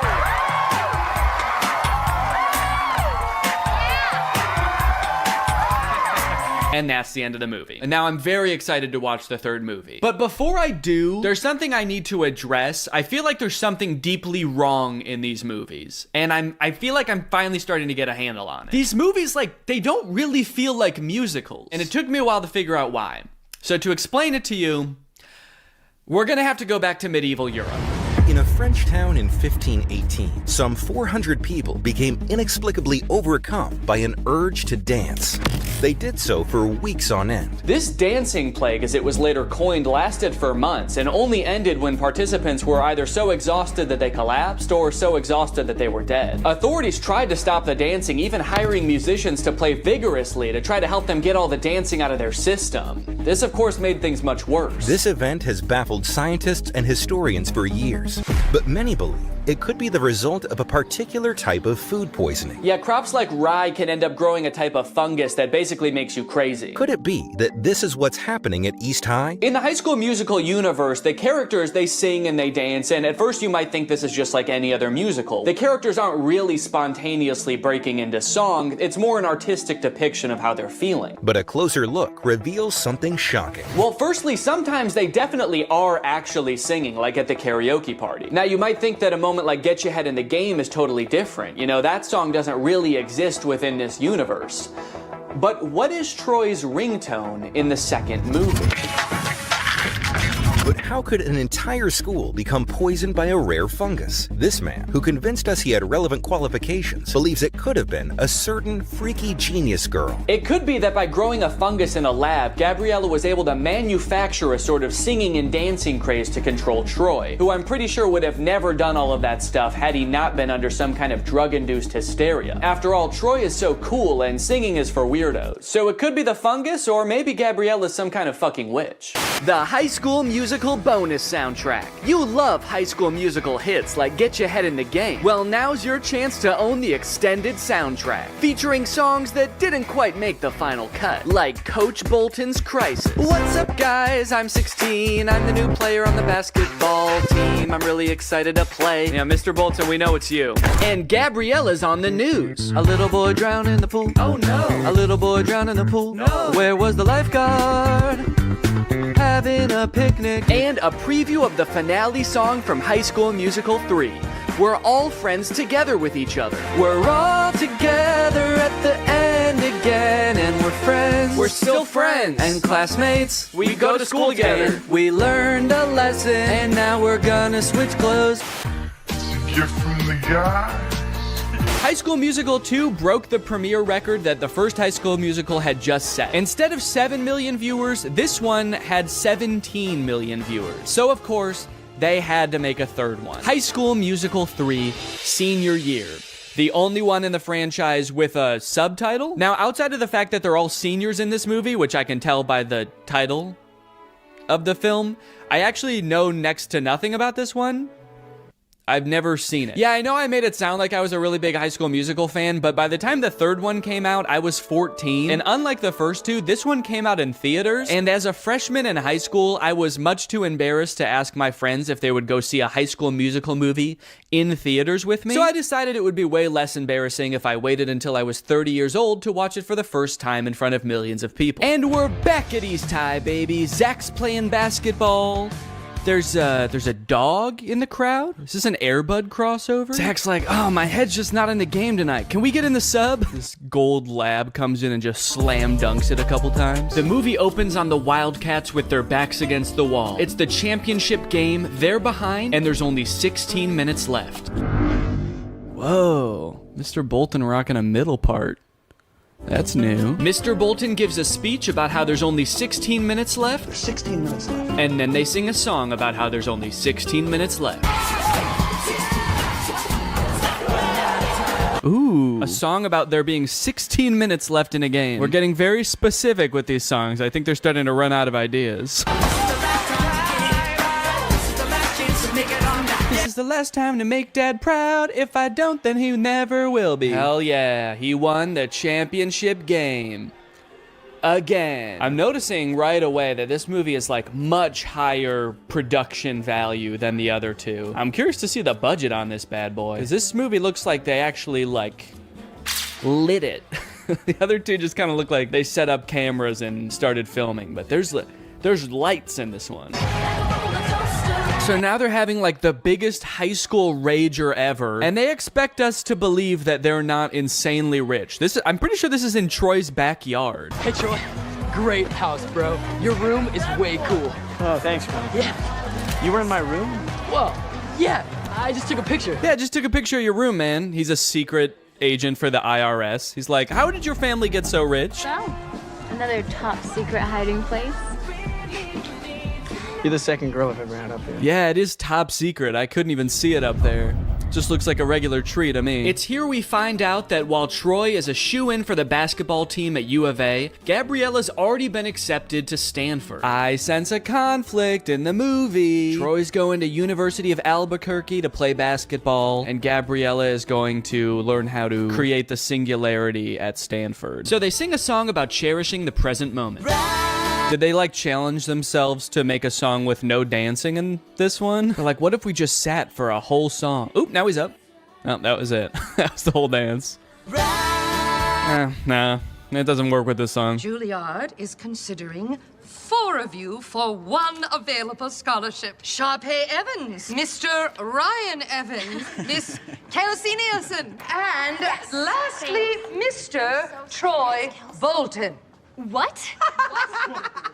Julia. Since when does that guy have a evil cackle? I mean, I was surprised too, but that guy threw his head back and squealed. Did he submit his name to Juilliard as some kind of evil plan to get him killed? They're trying to come up with some ideas for the spring musical, which I'm just now realizing they write every year. Like, they don't do a pre-existing musical. They write their own musical every year. All of you will create it. That's why in the first movie they call Kelsey the composer. She literally writes the musical. Isn't that crazy? But to get some ideas, Miss Darbus asks the seniors about their future. Your future. It's easy. It's U of A. Hoops all the way. Yeah. Miss McKessie. Is University of Albuquerque like a really good school for basketball? I feel like I've never heard of them before. All the basketball players are like, we gotta get to U of A, man. It seems like that's just like the closest college that has a basketball team. Meanwhile, Gabriella's going to Stanford, Sharpay's going to Juilliard, and they're like, I don't know, we can go play basketball down the street. For the record, the reason I've never heard of the University of Albuquerque is because it's a Catholic liberal arts school that actually closed in 1986. So I guess these characters live in some sort of alternate dimension where it stayed open and went on to become a basketball powerhouse. Mr. Bolton. Mr. Bolton. Yeah, All of a sudden, he doesn't know if he wants to go to Juilliard or U of A. See, he really never did care about Gabriella. He just wants to sing. Somebody just let this kid sing. Just tell him it's okay. Imagine having everything. Jeez, that song started so abruptly. No intro, no build up. It's kind of scary. Oh, this is a look into some kind of strange alternate future where Troy chose neither basketball or Juilliard and became a stalker. I want that to be how this movie ends. Troy choosing between 2 incredible futures, and instead he just throws his life away. It's like, I can't decide. I don't fucking know. Ms. D said that there's only 1 scholarship. There's 2 of us. Wait, they're doing this to compete for a scholarship? Not even just a place at Juilliard? If I know anything about these two, it's that they can both afford to go to Juilliard. Why do they need to take the scholarship away from somebody else? Which one do you think I should wear? Well, I've never been asked to a prom, but this almost sounds like an invitation. Did she say she's never been asked to prom? What about last year? They were dating last year. Troy didn't want to go to prom with her. His dad was probably making him run basketball drills. The only place you're going, Troy, is downtown with the ball. Make sure you bring the ball. Time for another song about how much Troy and Gabriella love each other. There's already like 2 very sentimental songs between these two. They are really setting us up for heartbreak, I feel. And also just spending like an unnecessary amount of time being like, these two are in love, okay? Don't forget that they're in love. That way, when whatever happens, we're gonna all be sad, all right? So that way, when Troy picks U of A and Gabriella gets hit by a bus, it's gonna be sad. I think they're gonna end up going to the same college. They couldn't possibly end this entire series by being like, they didn't actually like each other that much. They're just gonna call it quits. Where's our clothes? Yo, Rocket Man. Why do I feel like they're about to haze these kids? You know, we weren't just given these lockers. We had to earn them. Right. Oh, they're definitely about to haze these kids. Now drink this entire bottle of Absolute. That'd be a crazy twist in this movie. Just a little hazing. Troy is not better than doing some hazing. Oh, I thought I heard you. I was just making some snacks inside. Are you guys hungry? Only if it's your brownies. I've had them. Bring those out here. Could you take me after school to check out that tuxedo? Tuxedo? For what? For prom. Oh, honey. If that's what you call an invitation, you'll be dancing with yourself. He's like, okay. I wasn't inviting you. I'm gonna ask Miss Darbus. Then comes a song about getting ready for prom featuring, I think, the funniest moment in any of these movies. I think this tux is too baggy, too tight, it makes me look weird. Yeah, this movie's kind of funny, man. Makes me look weird. Do I want classic or vintage or plaid? I like that they're like, should I wear plaid or ruffles or a really old suit? And it's like, no, you should wear, just go to Men's Warehouse and ask for a prom tuxedo. Should I wear the ugliest thing that you've ever seen? No, just go. Just tell them you're going to prom and they'll just give you the most generic tux you've ever seen. Can't wait to remember. This reminds me of when I was a senior in high school and I was getting ready to go for prom, and I sang this song called It's Gonna Be the Night to Remember, and me and all my boys got dressed up in weird suits and danced around on the stage. This is kind of just like that, actually. Let's dance! Am I crazy, or is there like actually too much music in this movie? I feel like the plot is kind of moving at a snail's pace, because every 2 minutes there's a song, and it's like, here's what's going on right now. We're thinking about going to prom. We're Troy and Gabriella. We like each other. Also, the stakes feel very low right now. What am I supposed to be worried about right now? Troy is like, I don't know what college I want to go to. And Gabriella's like, I also have choices to make. I still have decisions to make too. And she has not elaborated. And so I don't know what I'm supposed to be worried about. Now they're at some kind of junkyard. Just hanging out at a junkyard. As if we've always known that this is what they do. You see what happens when you do a show? You're like 5 people. Yeah, but what's so bad about that, man? We used to come here as kids, we'd be 10 people. Yeah, I remember that, because they used to talk about that in all the other movies, how they used to come to the junkyard. Take it back to the place where you know it all began. Finally, the boys are back at the junkyard. So that we had a song establishing that Troy and Gabriella are in love. Now we have a song establishing that Troy and Chad are friends. This kind of reminds me of senior year in high school when I danced around in the junkyard with my best friend, and we sang a song about how the boys are back. It's weirdly similar, actually. Oh. Whoa! The junkmen who live in the junkyard are here. What's going on? What if Troy and Chad turn around and see them, and they're like, whoa, what the fuck, who are you? Maybe I'll just stay here next year. Stay in Albuquerque? That makes no sense. And why do I always have to make sense? Why do I always have to make sense? Why can't sometimes I just say, When are you gonna, tell me about this Juilliard? The only dad to ever be pissed off that his son is getting considered for a scholarship at one of the most prestigious colleges in the country. Hey, Troy, come on. Ah, damn, he's too fast. Get back here. The director for that scene was like, okay, how could you guys like run away but also walk away at the same time? Oh no, he's going crazy again. Painful basketball time to scream and shoot some hoops. I like that little pouty dance up the stairs. Okay, Troy, for this one, you're a pouty toddler. Now you're a crab.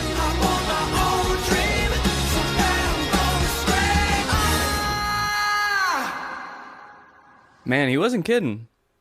He was really gonna scream. Well, now that he did it, I hope he can figure out what he's gonna do. Now that I got that out of my system, I'm for sure going back to U of A. I don't care about singing. Miss D, I know I'm not supposed to be here. Aren't you? Last one out turns off the lights. You know, she might seem cool about Troy being there right now, but as she walks through the school to get back to her car, she realizes he totally trashed the place. She's like, he tore down posters? He flipped an entire hallway upside down? How did he do this? I don't think I can do it, Troy. Uh-oh. Is that a Dr. Pepper in the background? That looks good. I've chosen basketball. But I've also chosen theater. The University of California, Berkeley. Okay. I'll be honest, I did not know that was an option. They made the Mr. Beast logo. I like that they're performing for the camera and not for the audience. who's here to see them graduate. They're just like facing away from the bleachers. All their parents are like, damn, I wish I could see their faces. I don't even know which one's my kid. Now they're all just gonna smile at the camera for the rest of their lives. They say, we're not going to college, baby. We're gonna stare at this camera forever. And that's it. That's High School Musical, baby. As far as endings go, I think they did a decent job with a nearly impossible task. It's a Disney Channel movie, so it's not like they can just like make everybody break up and go their separate ways at the end of the movie. That would be too sad, obviously. But they also can't make everybody just go to the same college and do the same thing, because that would be unrealistic. So it leaves the door open. My only issue is that in doing that, they kind of don't really provide any closure. Feels like they kind of just pushed Troy's decision of what he wants to do with his life further down the road. But if you are looking for some closure for Troy, I might have something that helps. I mentioned earlier that the character of Troy was inspired by one of the writer's real high school teammates. But when I read that for the first time on Wikipedia, I was surprised to find that that teammate has his own Wikipedia article. And that's because that classmate, Lynn Swan, went on to be a professional football player, playing for the Pittsburgh Steelers and winning the Super Bowl 4 times. This man is the real-life Troy Bolton, and that might be the least interesting thing about him. In fact, he might not even know. It really helped you in your game. All the things that ballet taught you, you applied that to the football field. Touchdown, Pittsburgh! Did you catch any flack from your teammates about taking ballet? I mean... Oh, always. It's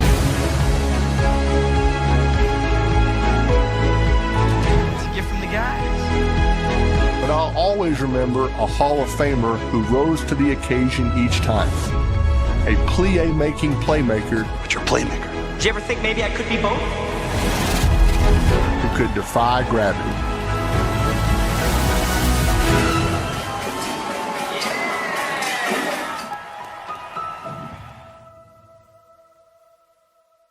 What's up, Greg? New technology truly fascinates me. A new gadget being introduced to the world has the potential to change the way we live, learn, and communicate. Or, more interestingly, it could flop and become a laughingstock of the internet.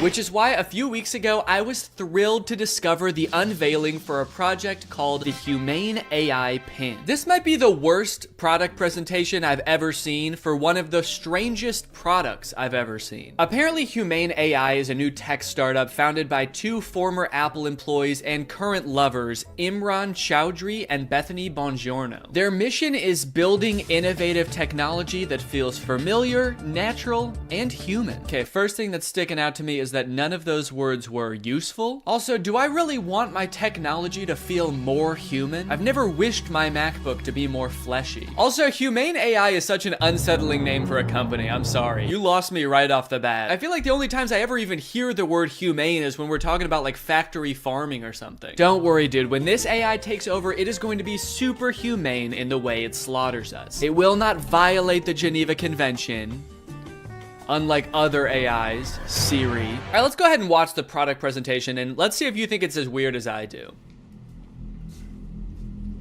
Welcome to Humane. Thank you. This is the Humane AI Pin. Cool. It's a standalone device and software platform. So the intro does have a very threatening aura about it, doesn't it? The sterile white room. They're both so serious and they're unboxing a mysterious device. I feel like I'm about to be tortured for information. Oh. What is that? This is the Humane AI Pin, and it is the last thing you will ever see. Ah! It's a standalone device and software platform built from the ground up for AI. Okay, so it's some kind of mobile device. It's built from the ground up for AI, and I'm very excited for them to tell us what that means. It comes in 3 colorways. Okay. Got Eclipse, Lunar, and Equinox. Those are not colors. There's 2 pieces, a computer and a battery booster. Now, the battery booster powers a smaller battery inside the main computer. Okay, great. What does it do? And this is how we achieve our all-day battery life. Oh, great. It's got all-day battery life. That way you can spend all day.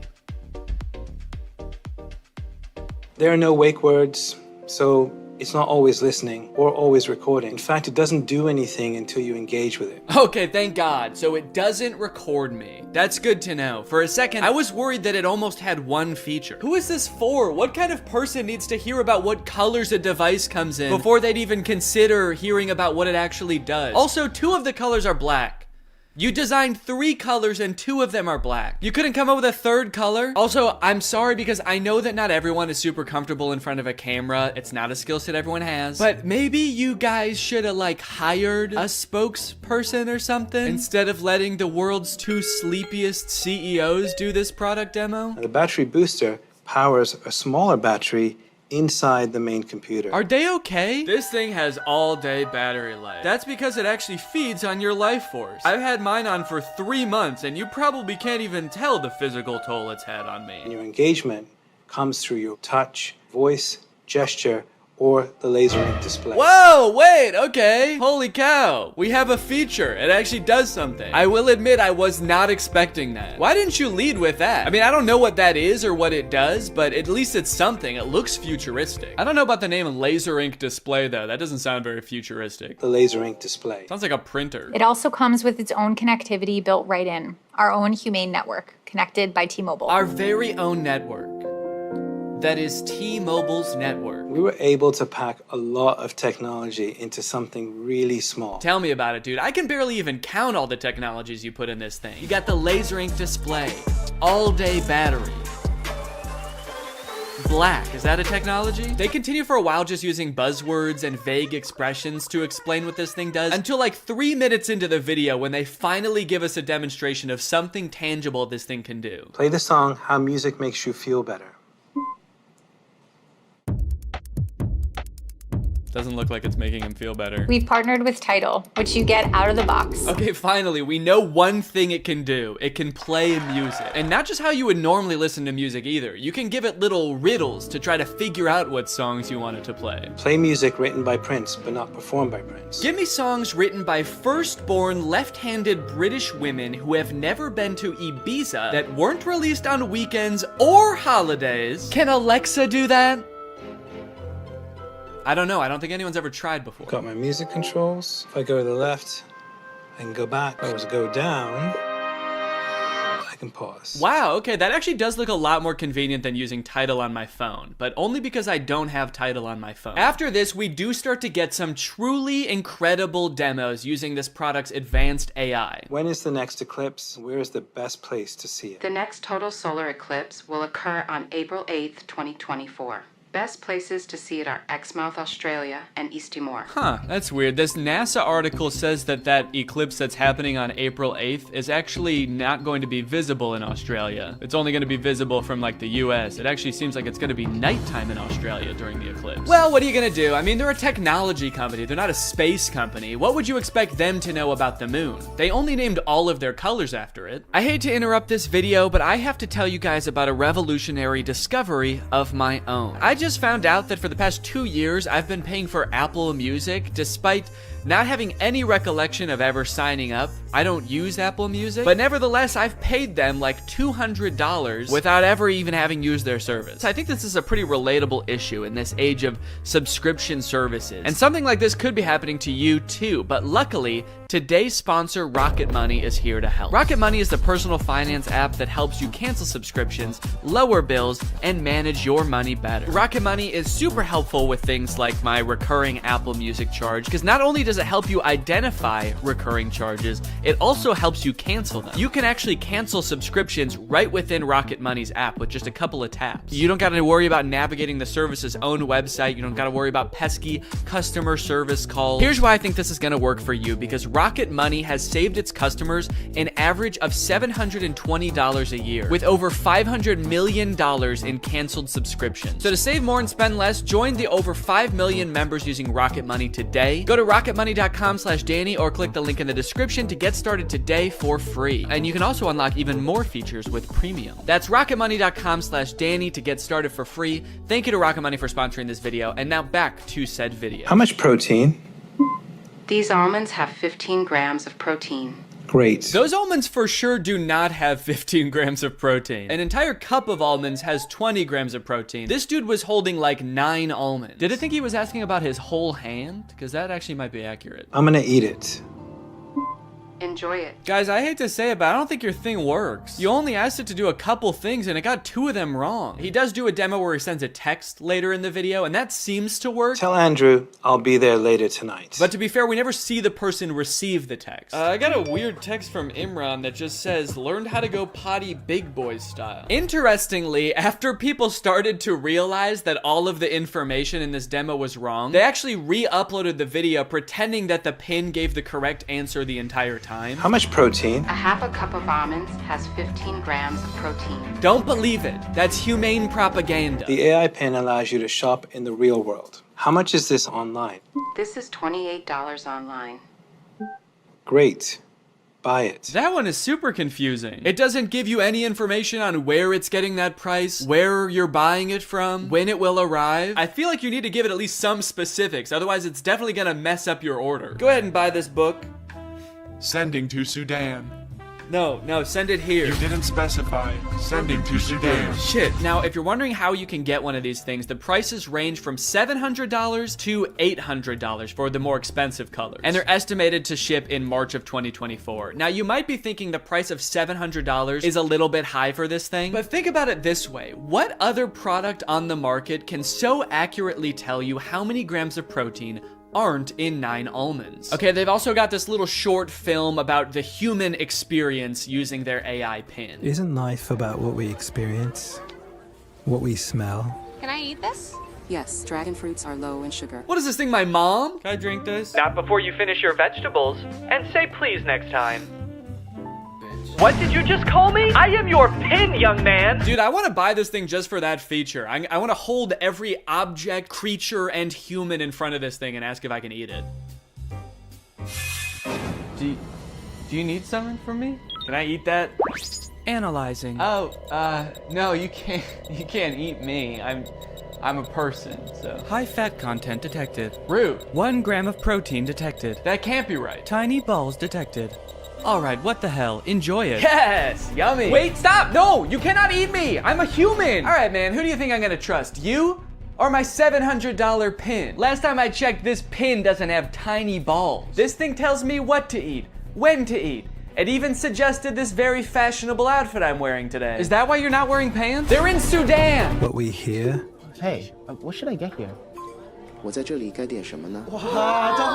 this interaction? Who are those people? Does he know them? Man, if he's in a different country where he doesn't speak the language, I would not trust that pin. Based on everything we've seen so far, who knows what it's saying to these people?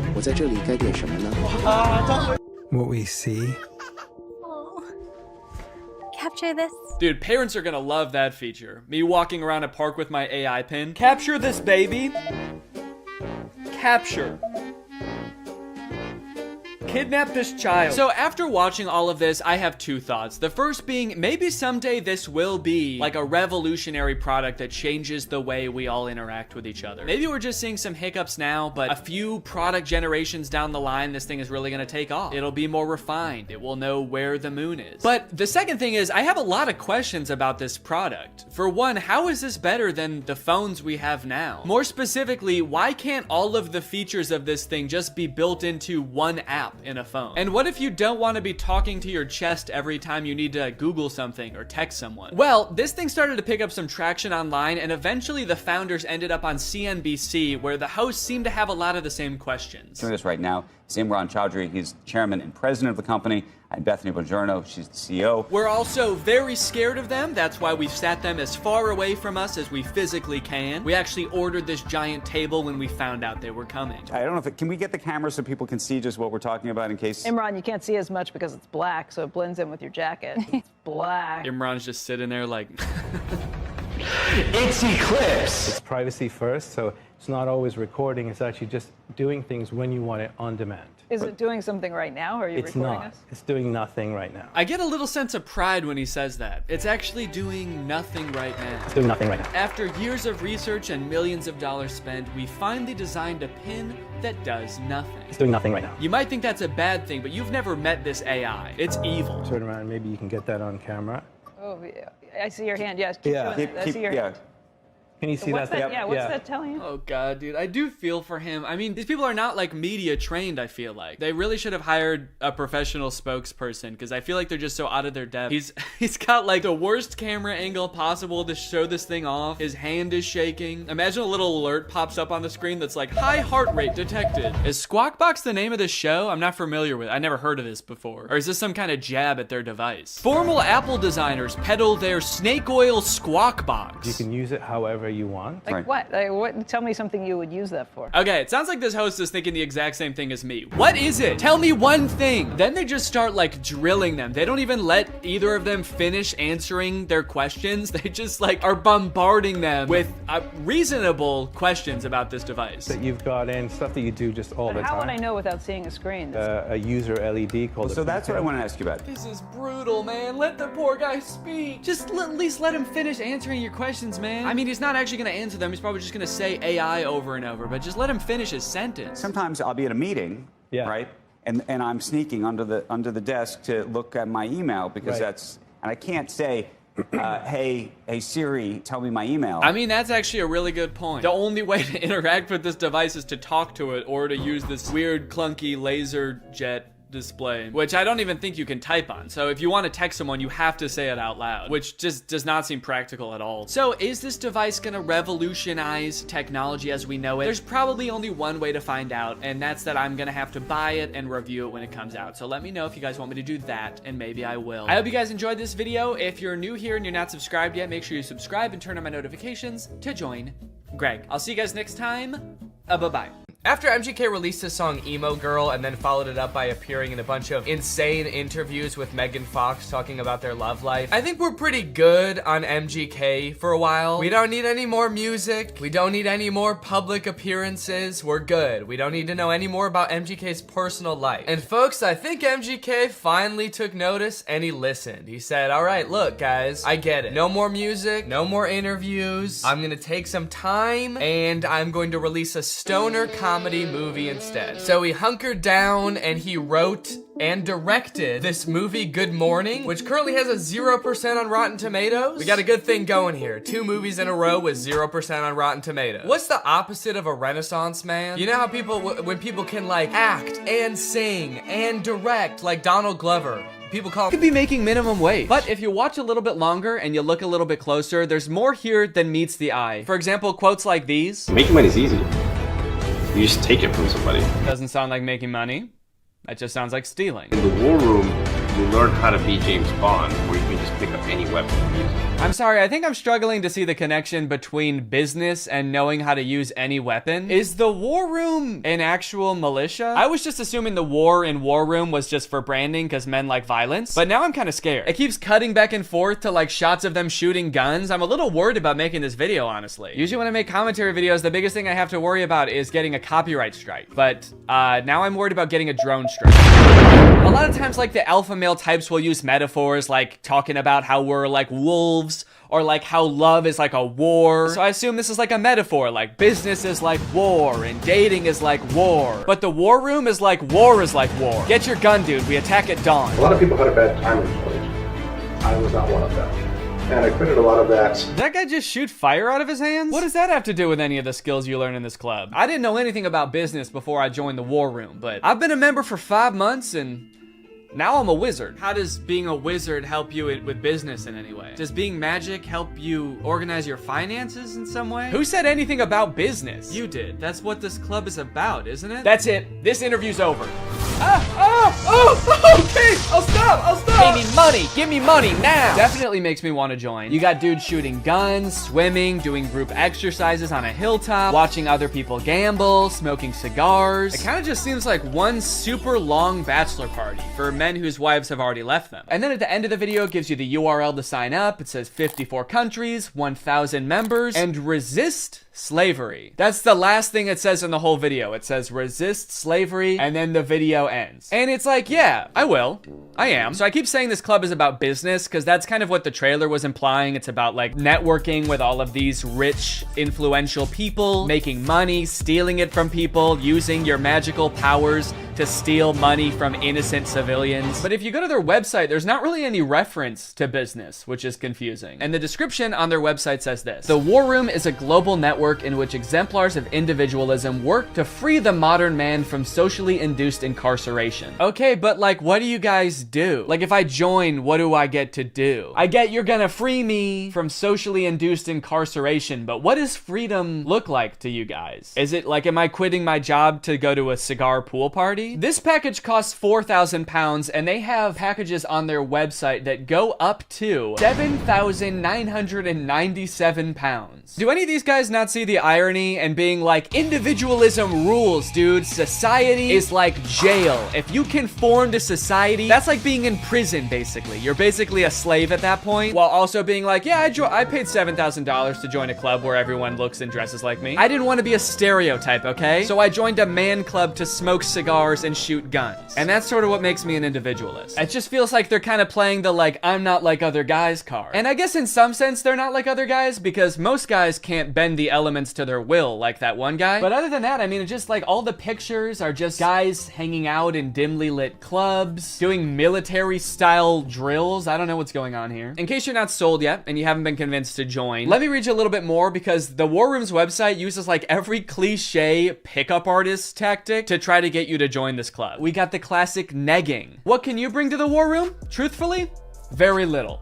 Probably nothing at all. You are not ready for the War Room. You will not revolutionize what we built. If you had the capabilities we required, you would already be inside. What? They think I can't bring anything to the War Room? They think I'm some kind of sucker who doesn't have my life in order and can't manage my money. I'll show them. I'm gonna take out a 4th mortgage on my home and I'm gonna join this club. We'll see how stupid they think I am then. They also use like the get it while you still can technique that's in like every as seen on TV commercial. This chance won't last forever. We will not hold this open for everyone. Soon, membership will close. The War Room members and their sons will remain the closed wielders of global influence into eternity. Holy shit, dude. They're closing submission soon? I'll be right back, guys. I gotta go. I'm not doing this for me, okay? I'm doing this for my son. I guess my son gets to be in the club too if I join. I gotta go. Now, I don't have any way to look and see how long it said this on the website, but if I had to guess, I would guess that it's been on there as long as this website has existed. Why would they close submission? How does that make any sense? Do they want to stop making money? The founder of this club is like, whoa, I'm too rich, all right? That's one thing we teach in the War Room, is you can't have too much money. I mean, if this is like a militia, do they have enough soldiers? Is that why they're closing? Soon, 1,000 bald men wearing tightly fitting t-shirts will be storming the beaches. We can't wait around for you forever. So you might be wondering who the head of this club is, right? It must be someone like very rich and influential if he's expecting to get people to join just based on like the connections that you can get from the club, right? Well, this is where things get a lot more creepy. And also not monetizable. This is the part that is the reason this video probably doesn't have ads on it. My name is Andrew Tate. I'm a retired 4-time world champion kickboxer who is now a multimillionaire, and I'm the most competent person on the entire planet to teach you about male-female interactions. How did I become rich? Webcam. Definitely gonna need him to elaborate on that a little bit. That's so vague. Mr. Bezos, please. You're the richest person in the world. Do you have any advice to young up-and-coming entrepreneurs on how to start a business and how to get rich like you? Book. Huh? Book. Need I say more? Yes, please say more. We literally have no idea what you're talking about. So you're probably thinking like, did this guy invent webcams or something? Is he like famous on Twitch or something? Is this Sapnap? I don't know. I've been running a webcam studio for nearly a decade. I've had over 75 girls work for me, and my business model is different than 99% of webcam studio owners. If you had to guess whether it's different because it's more creepy or less creepy than other webcam studios, what would you guess? Go ahead and vote down in the comments below, guys. Do you think this is gonna be creepy or no? Over 50% of my employees were actually my girlfriend at the time, and of all my girlfriends, none were in the adult entertainment industry before they met me. My job was to get women to fall in love with me. Literally, that was my job. My job was to meet a girl, go on a few dates, sleep with her, test if she's quality, get her to fall in love with me to where she'd do anything I say. Holy shit, this is insane. And then he gets them to join his webcam empire where he gets them to do, you know, he gets them to get nasty on camera. I'm not a lawyer, but does this not... Does this not feel illegal? At the very least, this seems like insanely creepy. This feels abusive. It feels like he's just confessing to crimes. That's why I want you to join the war room, all right? You're gonna learn about making money, picking up women. You're gonna form a militia to protect me from an international tribunal for my many crimes that break international law. For legal reasons, that was a joke, okay? I don't know if this is legal or not. So I guess what he meant when he just said the word webcam was that he's exploiting a ton of women online for his own personal gain. In hindsight, it seems so obvious. How did I not guess that? Let's watch another promotional video for the War Room. This is on Andrew Tate's YouTube channel, and it's called The Matrix Predicted the Great Reset Explained. Basically, it's a video where this guy compares his life to the Matrix. We are living inside of the Matrix, and I am Morpheus. I know you're sitting thinking, why did Tate not decide he was Neo? Because Tate has all the Aikido and the masterful, nearly superhuman abilities. Yeah, I used to be a kickboxer, so I'm basically in the Matrix. Actually, the reason I take the War Room guys to the gun range so much is so they can shoot at me and I can dodge the bullets like Neo. It's like, okay, dude, if anyone here has superpowers in the War Room, we know who it is. And it is not you. And when I say we're living inside the Matrix, I'm not stating that with irony or as a joke. We are genuinely, actually living inside of the Matrix. The Matrix is real. Yeah, something tells me that even though he keeps saying literally, and this is not a metaphor, that it is a metaphor. Something tells me he's not literally saying that we're living in a computer simulation that's controlled by like aliens or whatever the Matrix is about. I actually haven't seen the Matrix. I think that's what it's about. Something tells me that's not the point that this guy is making, even though he keeps saying literally. In the description of this video, it says, stage 1 fighting against the Matrix is to become rich. Learn how here. I'm sorry, that's the first step? You know it's gonna be an unhelpful article when step 1 is become rich? Like step 1 is something that takes years and some people will never do it. Also, again, I haven't seen The Matrix, but I'm fairly certain that was not the first step in breaking out. I don't think Morpheus was like, listen, machines are trapping humans and using them as batteries in their simulation, and the only way we can break out is by setting up a dropshipping business and investing in Ethereum. Ethereum's actually great because you can verify smart contracts. It's actually the best crypto out there. Imagine if this dude is right and we really are living in the Matrix. Like, what does being free look like? Oh my God. I did it. I'm free. I made it out. All right. Hey guys, we got another one. All right. Welcome to the club, buddy. Hell yeah. Congratulations, man. Yep. You finally made it out of the simulation. Wow. Thank you guys so much. Where's everybody else at? What do you mean everybody else? Yeah, the only other person here is my girlfriend who I'm scamming. Or I mean dating. Yeah, but I mean like in the whole world. Like there's gotta be more than just you guys in the real world, right? What the fuck? You don't like us? No, it's not like that. I mean, sorry. I was picturing there being more than just like 3 normal guys in a room when I exited the Matrix. Normal? What the hell, man? Yeah, we're not normal. We shoot guns and make money out here. Yeah, we're big into making cash out here, man. Did they do that in the Matrix? They actually do, yeah. Not the way we do it. Okay, how do you do it? Hey, you're stealing my shit! Okay, I'm just saying, all things considered, you guys don't really seem that different. Honestly, if anything, this seems more like a simulation than the world I was just in. How so? Look at you guys. You're all holding guns. All you do is talk about business. You guys are like NPCs from GTA. You all look like slight variations of the same sim. Are you guys sure this isn't a video game? All right, man, as if I'm gonna take advice from a beta-ass bitch like you anyway. I'm just saying.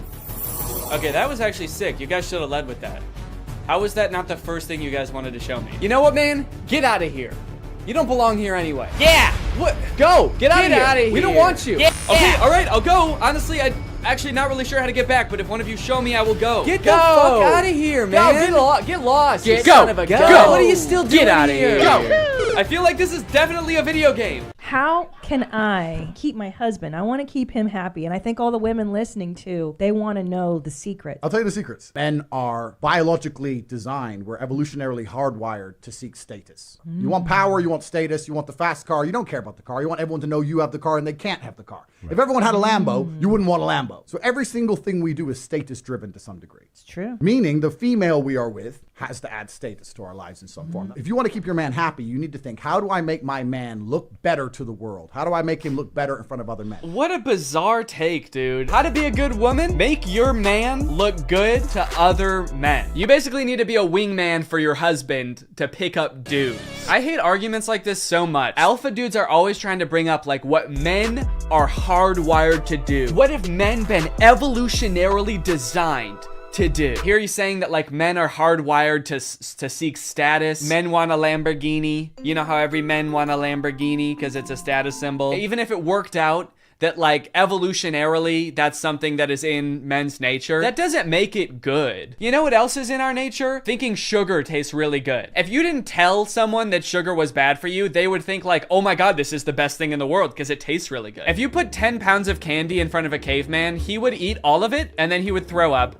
And then he would die, probably, because he's never eaten that much sugar before. But hey, I guess that's just kind of what he was hardwired to do. So if you want to be a good cave wife, you got to go out there and you got to get your man as much candy as you can find. You want to go to the store and buy him one of those lollipops that's as big as his head that he always wanted when he was a kid, but his mom would never let him have. And that's the only way to keep men happy, all right? These alpha male type guys are always trying to sound like scientific. Like this is the science-backed way to attract a mate. And this is the evolutionary way that relationships are supposed to be. But I feel like if they were being honest, they would recognize that there's a difference between what humans like naturally are inclined to do and what is healthy and what is sustainable. You know what else increases your status? Murder. Can't be anyone higher up on the hierarchy if they're all dead, right? It's weird. I don't see any of them advocating that, but it's the same primal instinct that they're talking about, so why don't they? To prove what a sick and cool lifestyle this guy has, here is a video that he posted on Christmas while apparently alone in a hotel room.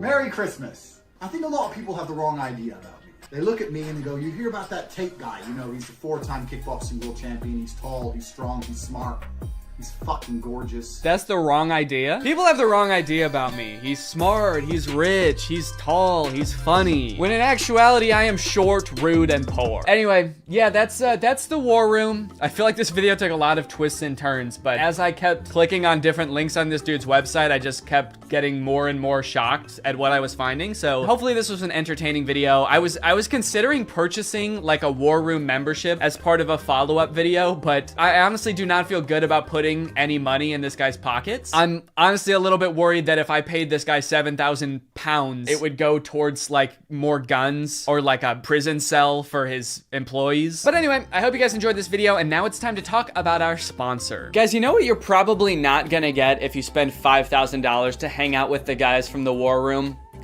Delicious home-cooked meals, which is why I thoroughly believe that today's sponsor, HelloFresh, is a much better investment than the war room. HelloFresh has been a longtime sponsor of the channel, and I love their service. Every week, they send you 3 delicious meals that you get to cook at home with all of the ingredients pre-portioned, so you can skip all of the prepping and planning and going to the grocery store that, if you're like me, stresses you out about dinner time. HelloFresh is equipped to be able to serve a bunch of different lifestyles. With fit and wholesome recipes and low calories or carbs, you can indulge in delicious meals without having to worry about breaking your diet. My favorite things about HelloFresh are that 1, I only know how to cook a handful of things, and HelloFresh has a huge variety of recipes. Like every week you get to choose from something different. And 2, they're a super sustainable option. The packaging that they send you your food in is already recycled content, and HelloFresh cuts down on your food waste by 25% over grocery shopping. Cooking with HelloFresh is fun and honestly super easy. Anybody can follow the instructions and it'll kind of make you feel like a chef. So if you want to check out HelloFresh, then go to HelloFresh.com and use my code TrulyGreg16 to get 16 free meals and 3 surprise gifts. I don't know what the surprise gifts are, but if it's anything like their food, I'd say it's worth it. Thank you to HelloFresh for sponsoring this video, and thank you to you guys for supporting my channel by checking out HelloFresh. All right, thanks for watching. Bye. I recreated every single step from Curtis? Hello. Hey. You're probably wondering why I've called you here, aren't you? You said you wanted to make a video. Well, yeah, but that's only half the reason that I called you here. That's right. The other half is that, honestly, Curtis, I'm worried about you. I don't know if you've seen lately, but it's getting pretty dangerous out there. The world is a dangerous place. Yeah. Oh, yeah. Yeah, a plane just flew into that building. Oh my God. Right on cue. Did you do that? Exhibit A? No. Look, crime rates going up through the roof. Murder. Death Did you know every person dies now? Point is, Curtis, there's people out there who are trying to hurt you. They're trying to kill you, Curtis. Me? Yes, you specifically. What'd I do? You're just, I don't know, how do I say this? Has anyone ever told you that you're an easy target before? Huh? See, yep, that's exactly what I'm talking about, Curtis. The headphones, the texting, the hands in your pockets. If I started attacking you right now, you wouldn't even be able to defend yourself, man. Your hands are all busy. Not to mention, you're not even wearing shoes. Good luck running away. I was being polite. There's nothing polite about getting murdered, Curtis. Attack me, see what happens. Attack! What the fuck? Exactly, like I said. How? It's not all bad, all right? I have found a YouTube account that specializes in self-defense advice just for people like you. For easy targets. Okay, so you're gonna teach me how to not be such an easy target. Not only that, Curtis, I'm gonna teach you how to defend yourself from everyday life situations that we all encounter. Like another plane crash that you just like another getting mugged, getting stabbed. You're getting out of your car and some guy runs up behind you and just starts punching you in the back of the head. Yeah. This happens to you all the time. Yes, yeah, just all those happened this morning. But today, we're gonna fight back. That hurt? Come on, you could not have just hurt yourself like that. Why'd you do that to me? You did that. How could you? We were friends, man. This is worse than I thought. I'm a lost cause. Let's get into the video. So this is the self-defense guy we're gonna be watching. His name is Self-Defense Goat. Damn. Okay. No one's ever hurt him. This has a lot of enemies, I guess, though. Seems like Yeah, people that's are always true. Trying. I think he's just an idiot, putting himself in really dangerous situations all the time. Well, let's see what happens if this guy pulls a yellow gun on you. Give me your money. Yo, man, yo, take it. Yo, man, yo. Yo, man, yo. Someone pulls a gun on you, yo. Take it. Here. I got nothing else. I got no phone, I got nothing. I got family, man. You gave him everything. He still got that gun pointed at you. See, that line makes it sound like they know each other. Right. And they've been like friends for so long. You helped him move, you helped him get through a tough breakup. You've given him everything you got, man. And he still wants to shoot you in the head. When he was at his lowest, you were there. If I was his family, I'd be pretty upset because he was like, I got nothing. I got family. But that is crazy. Also, the way he says, take it. It sounds like he's mugging him now. He pulls a gun, take it. Take all of it. Okay. Who's doing the mugging here? Your goal is to get as close to the weapon as possible. Ideally, he's even pointing at your head trying to scare you. Sorry. Ideally, he's pointing a gun at your head. Maybe it's easier to grab it when it's, as far away from your hands as possible. Up here. Yeah. Maybe you like bite it. Yeah, maybe that's what he's about to do. Maybe it's because getting mugged is so scary that he just wants to be put out of his misery as quickly as possible. Yeah, I want this to be done immediately. Ideally, you're facing the other way, looking out at a beautiful sunset, and he's got the gun pressed right up against the back of your skull. Taking one final breath. So I'm going to turn out of the way, 2 hands on the weapon right away, pull it into your chest, rip it off. And you shoot yourself. Take the power out of his hands. Yeah. Just get out of the way, back, hands. Pull it into your chest. He said rip it off. He rips off his hand.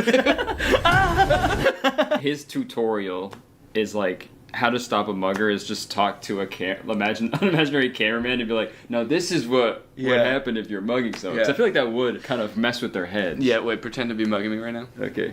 Give me your fucking money right now. I gave him everything. Smash, tap, rack, and go if need be. Yeah, so I mean that's pretty much just the classic smash, tack rap. Smash, tack rap, go if need be. I guess that's his like YouTube ad-friendly way of saying then shoot him in the head. Yeah. And if need be, go. Yeah. What are you in jail for? I goed. I went. Yeah. This one is going to be really important for you because this is how not to be an easy target, okay? Okay. You got your no shoes on, you had your headphones on, hands in pockets. You're about to see just how dangerous that is. Okay, wow. Dude, he stabbed him in the ass. What was that sound? I don't know. I think it was the guy screaming. Wouldn't it be crazy if that was the whole video?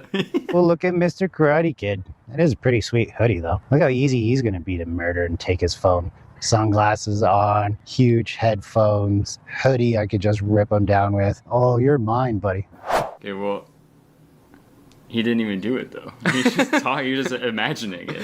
Oh, you're mine, buddy. He's already You're gone. dead. Oh, I'm gonna enjoy this one. All right. Yeah. It's not. Oh yeah. Wait, where'd he go? It's nighttime all of a sudden. Is he saying that out loud? It must be in his head. Okay. Now let's find out how to not be an easy target. Oh, look at Denim Dan. This guy's going to be an easy target. Well, maybe not. He's got kind of this desk there. He's walking pretty confident. So the caption says desk stare, but I think he's saying death stare. Desk there. Oh. He's got kind of this desk. Got like a desk strapped to his. I feel like that gaming. I guess it's a pretty hard target. You got a big desk in the way. Yeah, he's clearly cracked at Fortnite. This desk there. He's walking pretty confident. Yeah, he also says he's walking pretty confidently as this guy is like. Yeah, he's so scared. How are you supposed to like other people walking down the street like? This guy's easy to fucking kill. He's only got one earbud in. Jacket versus hoodie. It's my favorite Mr. Beast video. Jacket versus hoodie. It's your lucky day, Denim Dan. It's your lucky day. Wait, he did say that. Denim Dan, it's your lucky day. Okay, well that actually does make him seem more crazy. Yeah. I'd be so terrified if I was walking by someone and was like, this guy would be easy to kill and steal his phone. Wait, maybe not. He's got a confident walk. You could be Denim Dan if you wanted to. Yeah, I guess I should have been wearing denim for this video. Yeah. Jean jacket. Gene hat. Gene Wilder. Gene Wilder's here.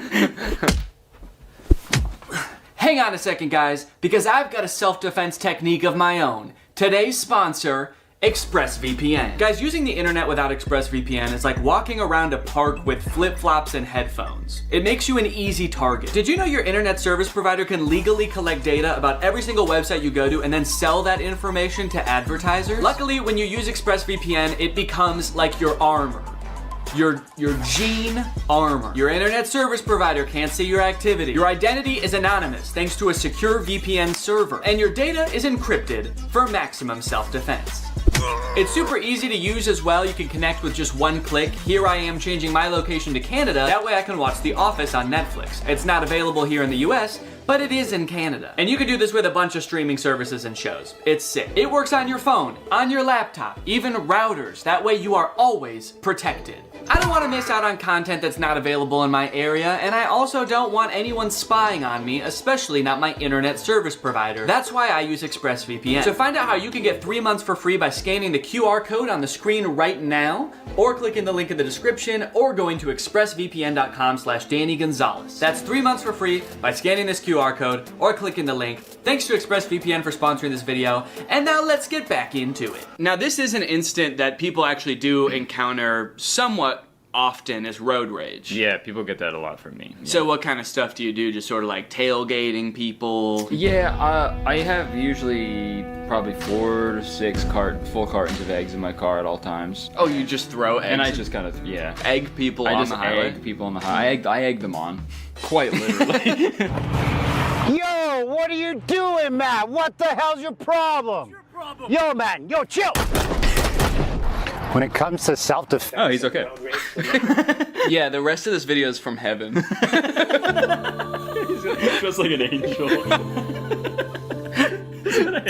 So what's crazy about this road rage incident is this guy cuts him off.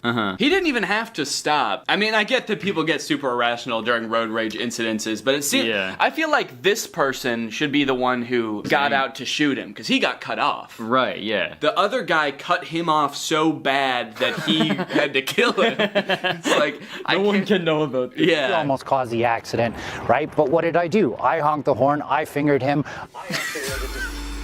I missed that part of the video. Yeah, when did that happen? Yo, what the fuck are you doing?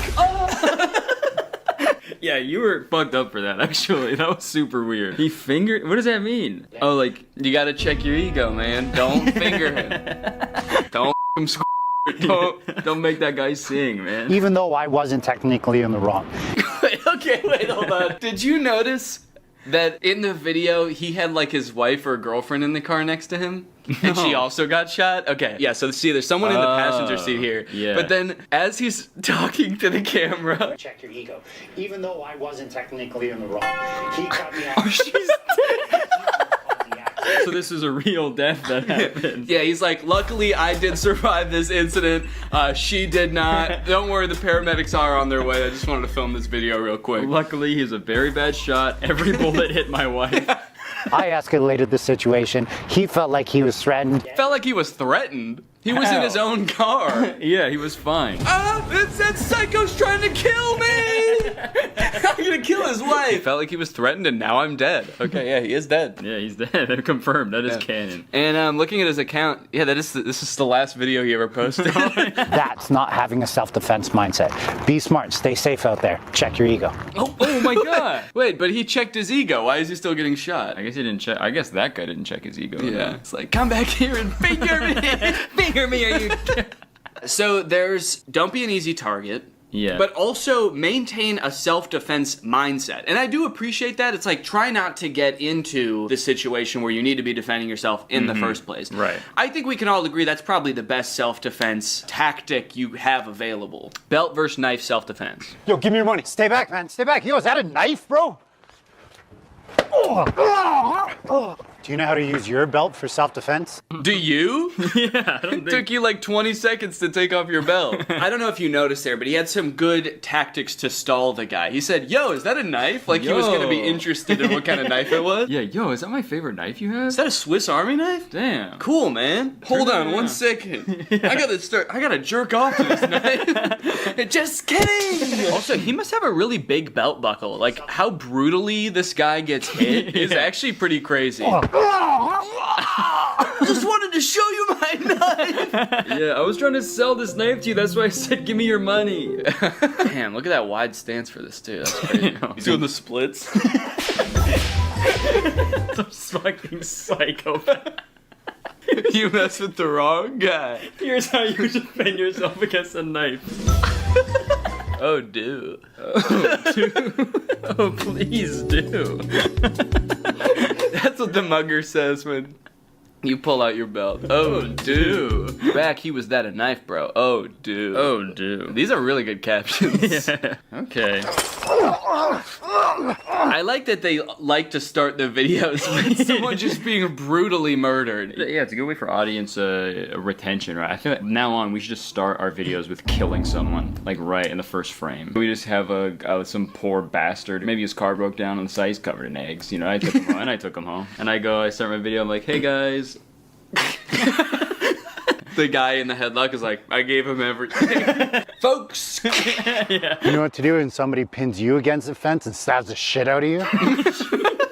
I firmly believe there's nothing you can do. No. I mean, there's definitely things to do to avoid getting here in the first place, but when you're here, there's nothing you can do. Yeah. Ow. You're dead, man. Fence and stabs the shit out of you? He says it in a way that has like that relatable moment when someone pins you against the fence and stabs the shit out of you. Yeah. We've been there, man. I'm trying to establish control of the weapon. If I can get my forearm here, great, but he counters that by pushing me away.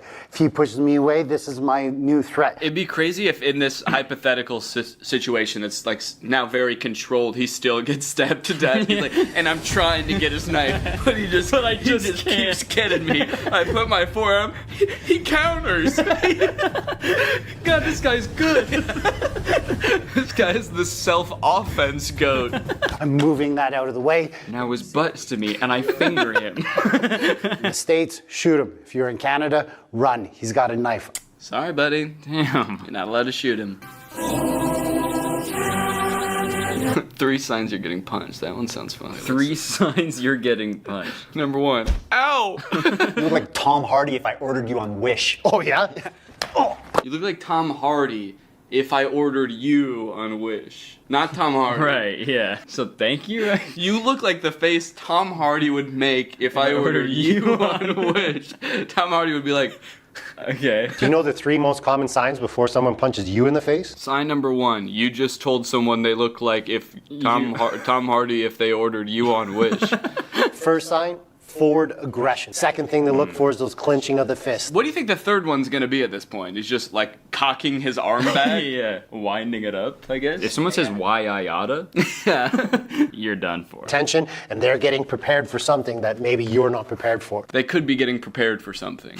If they're moving towards you with fists clenched. Well, what could it be? Visual diversion? That's gonna be the third one? What? The third one, they're going to be looking off in another direction, trying to distract you with their eyes so that you look away for that split second so that they get the job done. I may be moving forward towards you, fists clenched. Yeah. But I'm actually gonna punch that guy. Hey, Curtis, let's both go punch that guy. Okay. Oh. Bouquet of flowers. Oh, it's on okay. No. Yeah, really? Here's 3 signs David Copperfield's about to beat the shit out of you. Look at here. What to do if you're pushed? What, you want to go? Jesus. Do you know how to deal with a push? Well, definitely not having as little balance as possible. What, you want to go? Didn't stand a chance. And his feet too. Oh no. I've seen, bar fights, people get into fights, but it's always like, fist punching or they're, kind of wrestling around on the ground, just grabbing each other, pulling each other's hair. Right. I've never seen this like push and like whoa! Goes crashing through 3 walls. Yeah, not guy-shaped holes in each wall. Yeah. Do you know how to deal with this? No, I'm not Wile E. Coyote. Do you know how to deal with a push? I'm opening up that door as much as I can. Okay, so I go. But then I can go like that. Yeah. Don't knock each other out. Do you know how to knock yourself and your opponent out at the same time? So the key here is as it comes up is just open up enough. Hopefully my boxing turns on now. And God, he looks so scared there. Don't hurt me.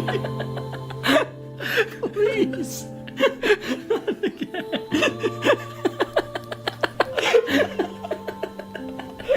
Is he actually gonna hit me this time? He's like softly blinking up at me. What are you doing to this guy?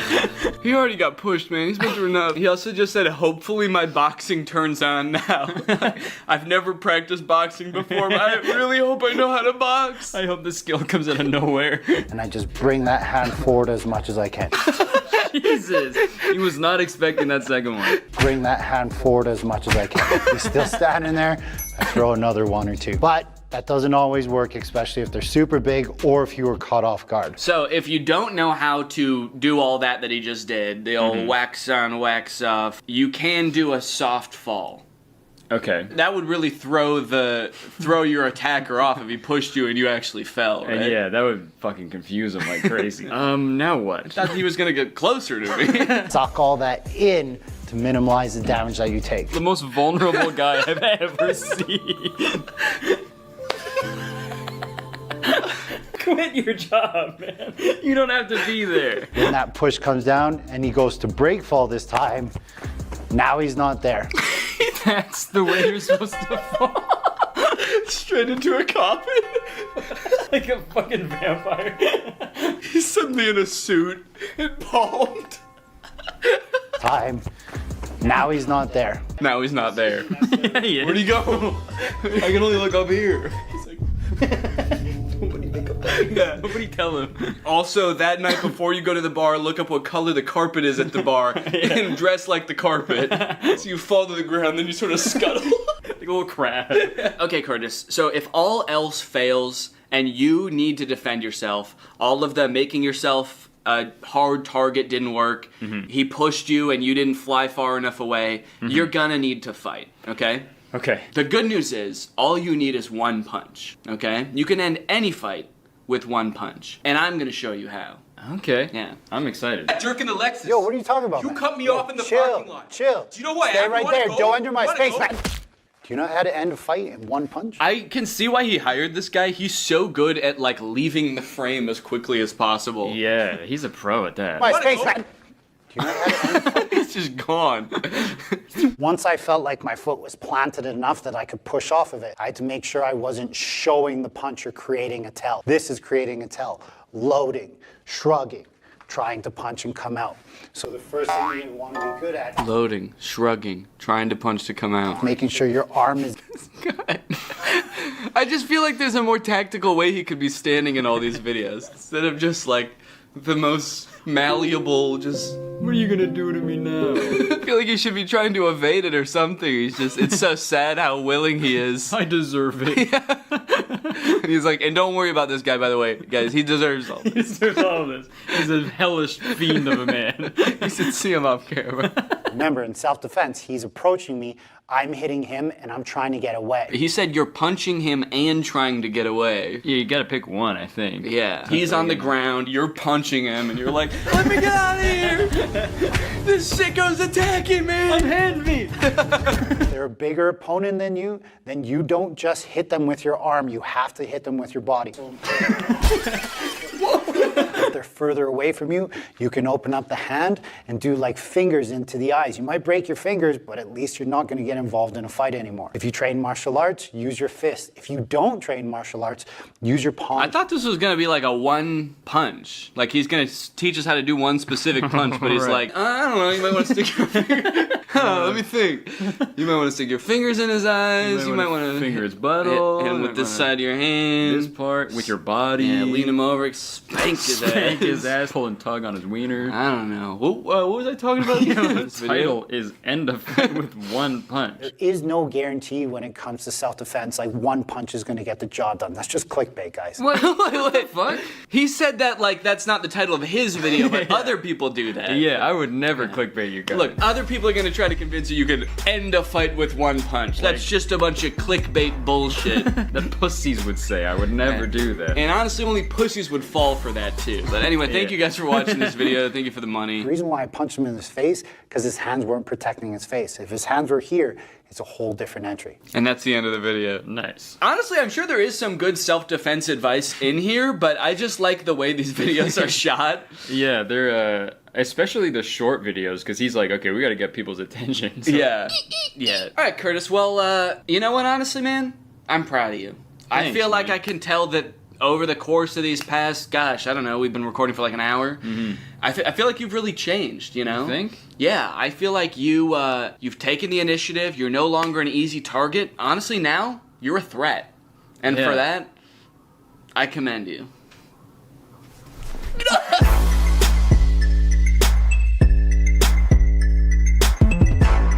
What's up, Greg? Did you know that anybody can make an iPhone game? If you wanted to, you could just like come up with the most insane idea for a game that doesn't make any sense, it's not fun, nobody would ever want to play it. And you could program it, or you could hire somebody else to make it for you, and then you can submit it to the App Store. And it seems like as long as it works in the most like liberal usage of that word, like as long as it doesn't make your phone explode, then Apple will approve it, and then it'll be on the App Store and anybody can download it. Anyway, I thought it would be kind of fun to search the App Store and try to find the worst games I could possibly find and then play them and like do like a review, a playthrough of sorts. If you make any like normal search on the App Store for a game, like I searched Angry Birds in iPhone and iPad apps, and then you scroll down past all of the games that you would expect to see, eventually you'll just stumble upon the least fun sounding games you've ever seen. Angry Cock, anyone? Can I interest anyone in some Angry Cock? Bad Granny, Angry Grandma? Okay, Pig Evolution is a strategy game. Bad Granny is a scary neighborhood evil game type game. Yo, not only is the grandma evil, but the game is evil too? I'm not gonna download that. This grandma's gonna ruin your life in the game, and then the game is gonna ruin your life in real life. A few days ago, Bob come to a new place to live, and he saw neighbor's granny. He wants to say hello to neighbor granny and come to his house. Okay, who the fuck is Bob? That it started this description like we already know who Bob is. His neighbor's granny seems suspicious. She was hiding in his garage. She shouted, "Hello, granny."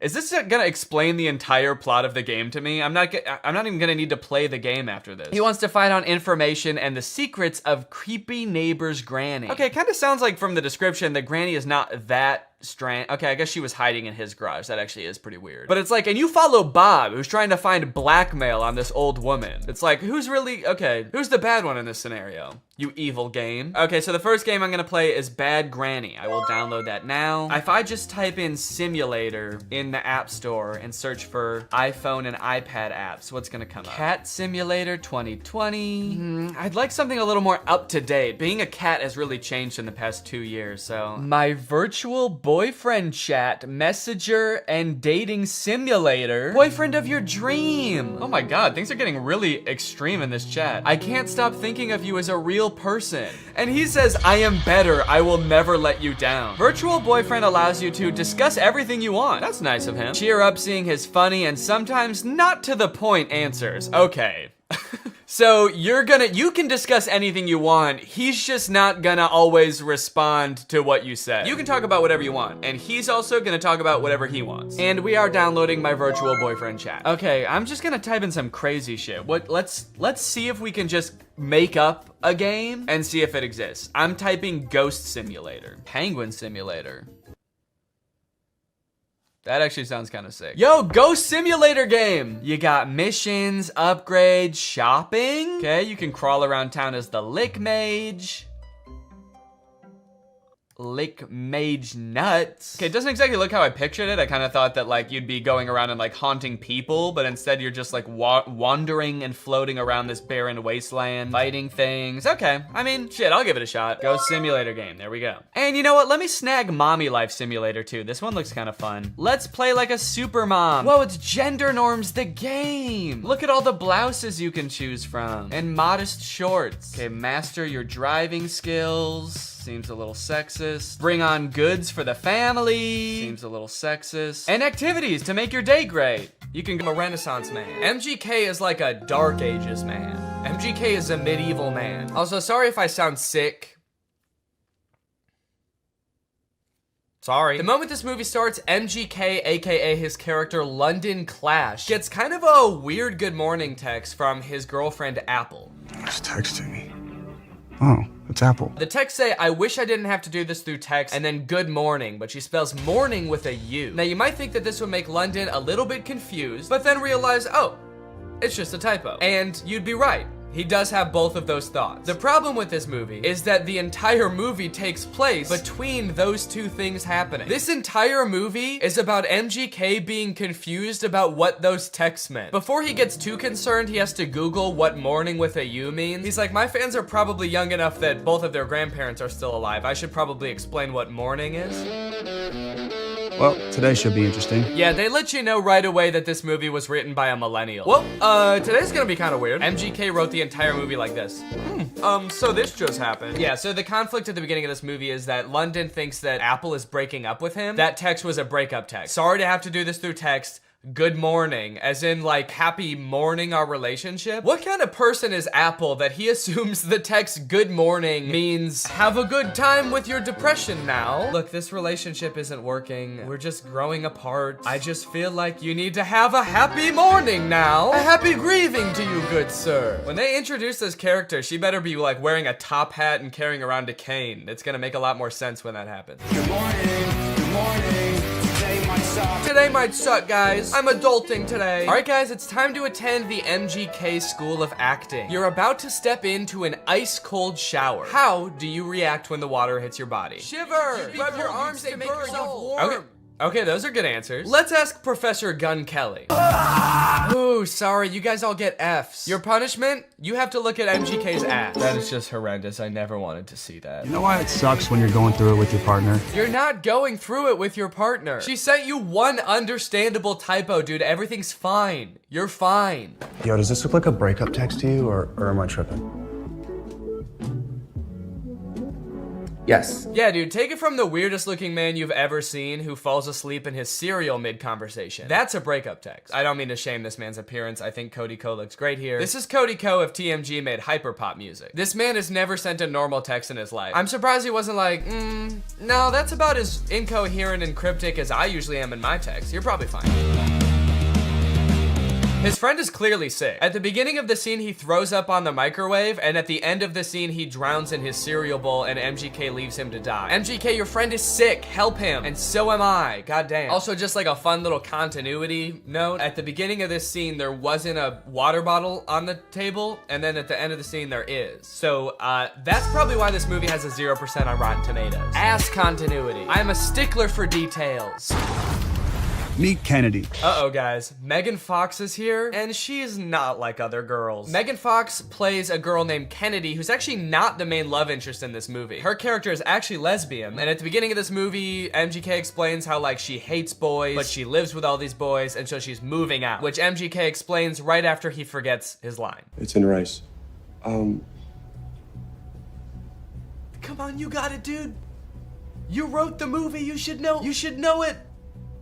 Please don't move out. Yes, he did it. He remembered. It's a pretty long line. I'll cut him some slack. Throughout the beginning of the movie, they're constantly introducing new characters, and every character in this movie has some kind of weird quirk. This friend, like, did too many drugs at a music festival, and now he's kind of loopy. This guy is always throwing water balloons at people. This guy, like, smokes a lot of weed. It seems like MGK wrote this movie with just a bunch of crazy, weird characters, because the only, like, joke that he can think of to put in this movie is another character saying something weird or dumb, and him just kind of looking at them being like, that was kind of weird or dumb. Mercury is in Everglades.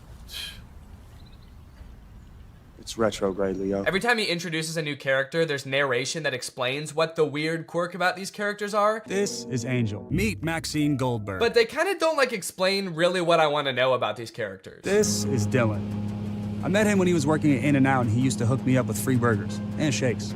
He's been my boy ever since. We don't care that he used to work at In-N-Out. That is so irrelevant. Please tell us why he's so sick. Why is he throwing up and passing out? That's more interesting. The reason that London Clash is so rich and cool that he lives in Rice Gum's house is that he is an actor. So throughout the movie, he's doing actor type things. Like, he films this self-audition tape. I don't really know what he's auditioning for. It kind of seems like he's auditioning for everything and also nothing all at once. Okay, this is my impersonation of Draco Malfoy. Looking for drugs. Where's the pot, Potter?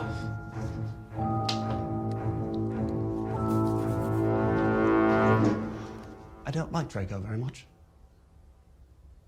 Honestly, this scene is pretty sad. I felt bad watching it. They don't explain what he's supposed to be auditioning for in this self-tape, but whatever it is, Jake Novak has a better chance of getting the role. I want to be the next SNL cast member. Now here's where the movie prevents the second conflict. That's right, this movie has two conflicts. The first is he gets that text with the typo, but the second is that today he has the biggest audition of his career. And no, it wasn't that self-tape audition. I guess they just kind of threw that in for goofs. He's auditioning to be the next Batman. I'm still waiting to hear from my agent about this Batman role. So, throughout the movie, London is faced with two equally important problems. The first, he has to prepare for the most life-changing, career-making audition of his life. And the second is that he's having a little bit of trouble getting a hold of his girlfriend. The stakes can't get much higher than this, folks. But Danny, can't he just prepare for the audition and then try to get a hold of his girlfriend later that day or tomorrow at the latest? No! They could be dead tomorrow. Especially that one guy. He could die any second. They have to do both of them today. This movie kind of feels like a Lele Pons YouTube skit from like 2017, but instead of like 10 minutes long, it's an hour and a half long. From the sound effects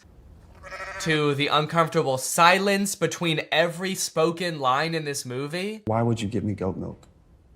I watched an interview. You said you like goat milk. I can't tell if they're using the awkward silence for like comedic effect to like really hammer home that like, these guys are kind of weird. Or if the silence is more just because nobody knows their lines very well. There's another option that they added in all these pauses in the movie because we're supposed to be laughing at the things that they're saying in the movie. So they added in nice little pauses for us to laugh. She left with the dude?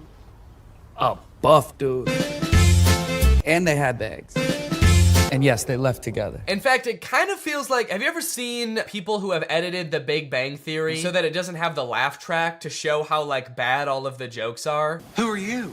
Oh, I'm Denise, the new assistant manager. That's kind of what this movie feels like. Are your eyes all watery? Because I'm high. That's way better. Bazunga. It's so fitting that this movie feels like a bad YouTube video from 5 years ago, because I'm pretty sure they filmed this at Rice Gum's old house. Did something happen in that house? Is there like a curse? 100 years ago, one of Hollywood's earliest YouTubers died in that house, and now all the content that's created there is cursed to be mad disappointing. Okay, so now they got to investigate what's happened to Apple. London's phone is broken, so he can't contact her, so the only thing he can do is go looking for her. So he goes to the last place she was seen and talks to Pete Davidson. Did you see Apple? Yeah, she was just here like 2 minutes ago. Did she say where she was going? You know what? She did. She actually... No, are you fucking crazy? You guys never talk to me. I mean, the only reason you know my name is because it's on my name tag. Right there. B-E-R-R-Y. Barry. Pete Davidson feels like he's not really invested in this movie at all. He breaks the fourth wall a little bit too much in this movie. He reads his name tag like he's making fun of the fact that it doesn't say Pete Davidson. He's like, Barry? That's not my real name. My real name's Pete. It's funny because I'm very clearly Pete Davidson and not some guy named Barry who works at a valet stand. There's also a scene later on in the movie where he looks directly into the lens of the camera. I think they could have cut that out. Well, talking to Pete Davidson, sorry, Barry. It's just so funny that he's pretending to be Barry. Talking to Barry didn't get him any leads, so I guess that means now it's time to go to his audition. No, sorry. Sorry, he breaks into Apple's house to find clues? Find clues, please. Find clues of what? What might she have left lying around that would indicate whether she made a typo this morning or not? They find a bag of her fingers? She was missing her fingers this morning. That's why she fucked up the tags. Oh. We should probably call the police, right? I'm not breaking into my girlfriend's house.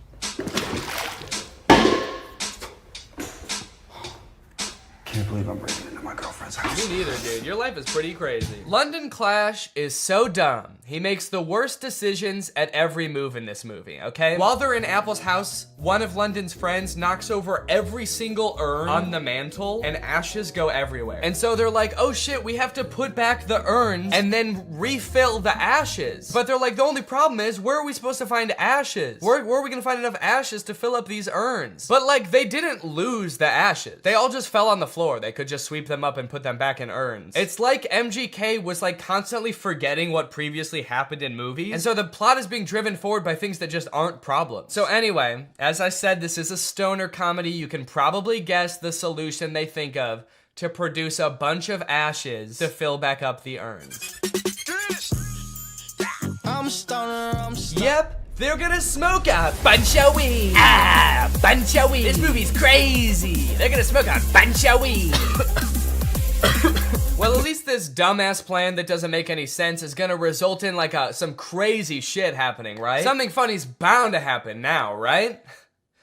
Wrong. They just spend like 10 minutes having a boring ass smoke session on the couch. And then one of them tries to talk to a lobster. They really sat around writing this movie and were like, what's the craziest thing that could happen while we're high? And then settled on talking to a lobster. You know, since weed is legalized in a lot of places like California, where they filmed this, I feel like stoner comedies aren't nearly as like interesting or edgy as they used to be. You know, smoking used to be kind of like a fringe culture. It doesn't really feel like this is like, it's like that crazy or funny anymore. This is a scene of 4 adults sitting around a living room and obeying the law. Why did you spell it like that? It's a typo. Oh my god, it was a typo all along? Who would have guessed that? So I guess now the movie can end now, right? The movie can't end now, right? The movie can end now, right? There's 30 minutes left in this movie? What the fuck is gonna happen? What are they gonna do for 30 more minutes? Sit at a diner, apparently. So you're probably wondering how they wrap this whole thing up, huh? MGK missed his audition, he's not getting the role. His girlfriend is pissed off at him. How are they gonna wrap this movie up? Some sort of grand gesture that wins over both the director and the girlfriend? No, obviously not. That would make too much sense. London Clash gets the role because the director happened to see an Instagram live stream where London Clash gets punched in the face by Dennis Rodman, and the director just assumes that London Clash did that because he wanted to like impress him or something. It's a whole other plot line that I didn't really go into in this video, but it doesn't make any sense in the movie either. So he's got the role, now the only thing left is to get the girl, which he does by sending her a text at the diner being like, can we talk? And she's like, sure. And so they're driving to meet each other. He's texting her the whole way. He's texting and driving, and they get into a car crash, and then they are both paralyzed. That face says it all. That just happened. That's the resolution. He almost murders her. Irresponsible. He was texting and driving and he almost murders his girlfriend, and that's how it ends. After the credits roll, there's like a fun little blooper reel where we get to see the actors like messing around and not knowing their lines very well, which would have been a lot more fun if I hadn't felt like I had just watched an hour and a half of exactly that. Well, folks, what do you think? From rapper to pop punk icon to writer, director, and actor extraordinaire, which do you think MGK did best? Leave it in the comments down below. What do you think he'll get up to next? It's anyone's guess at this point. Professional fencer? Or maybe like a chef? He'll start just making food. That might be kind of sick. And you know what? All he would need to get started is HelloFresh, America's #1 meal kit and the sponsor of this video. Guys, I love HelloFresh. They send you fresh, quality produce from the farm to your door in less than a week, so you can savor delicious summer flavors right from home. I love getting a HelloFresh box because you know what it means? It means I don't have to worry about what I'm gonna eat for dinner every night. I'm not gonna find myself driving to some fast food chain to get a quick meal, because I know I've got a quality meal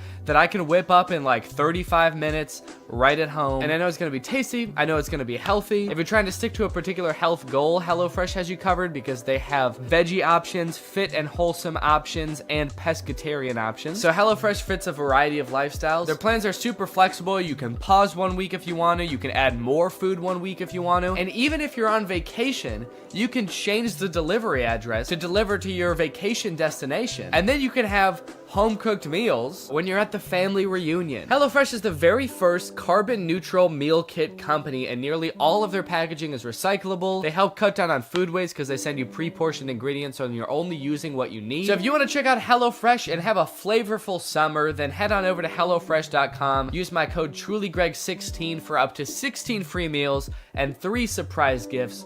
That's HelloFresh.com. Thanks to HelloFresh for sponsoring this video. Thank you to you guys for checking out HelloFresh. Now I'm going to do the outro of this video. All right, you guys, thank you for watching this video. I hope you enjoyed it. If you're new here and you're not subscribed yet, make sure you subscribe and turn on my notifications to join Greg. Greg is what I call my audience here on YouTube. We're the biggest and happiest family on YouTube. That is a scientific fact. Please do not look it up. Please do not fact check me, because facts don't care about your feelings and I don't care about facts. All right, I'll see you guys next time.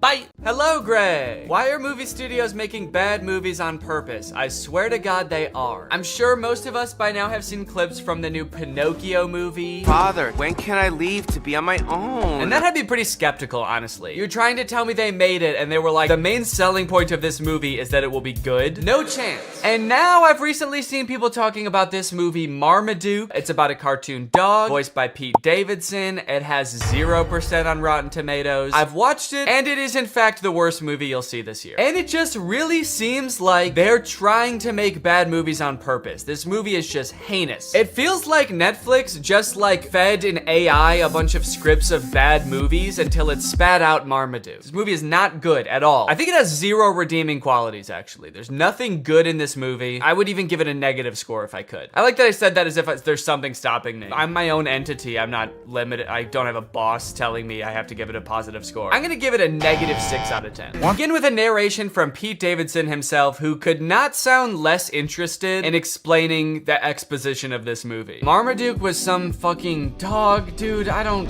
care. I'm dating a Kardashian, man. You think I need this? I personally don't have a problem with Pete Davidson. He's a funny guy. He was not up to the task of being the main character in this movie. This is a cartoon dog. You need someone with like a crazy range. Pete Davidson's emotions range from high and pleased down to high and indifferent. That's about all the variety you're gonna get out of Pete Davidson. After watching the movie all the way through, I'm not even 100% sure that Pete Davidson even knows he's in this movie. I haven't seen Pete Davidson do any promotion for this movie. I don't think he's done interviews talking about, you know, getting into the role of Marmaduke. I would not be surprised if they just like took audio excerpts of Pete Davidson from like other TV shows and just like found a way to make a movie about a dog around them. You go ahead and look at the characters in this first scene here and tell me, what is your reaction? Artists have subjective. What you like depends entirely on your life experience, your personal taste, you know, where you were born and raised. For example, I was born in the 1990s on Earth, and I hate every single one of these characters. There are 3 body shapes in the universe of Marmaduke. There is eerily slender, bouncing egg. That's right, they don't walk, the round characters. They just kind of bounce from place to place. And then there's Mom. Mom has a serious case of the Pixar mom syndrome. I guess the creators of Marmaduke decided to take a page out of Pixar's book when designing the mom, and then they ignored all the other pages in the book about like how to make a movie. Anyway, through a little bit of narration, we find out that the reason Marmaduke is not allowed at this party is because he's basically a terror to the family. Marmaduke is a nightmare. He chases the cat, he tackles the local butcher for some bones, he beats the shit out of the dad. This dog is terrorizing his family. This is a bad boy. That's enough for today. That's enough for today? You didn't do anything. You just hurt a dog. You didn't teach him any tricks. He doesn't even know how to sit. All right, the first trick we're gonna learn today is how to dodge a punch.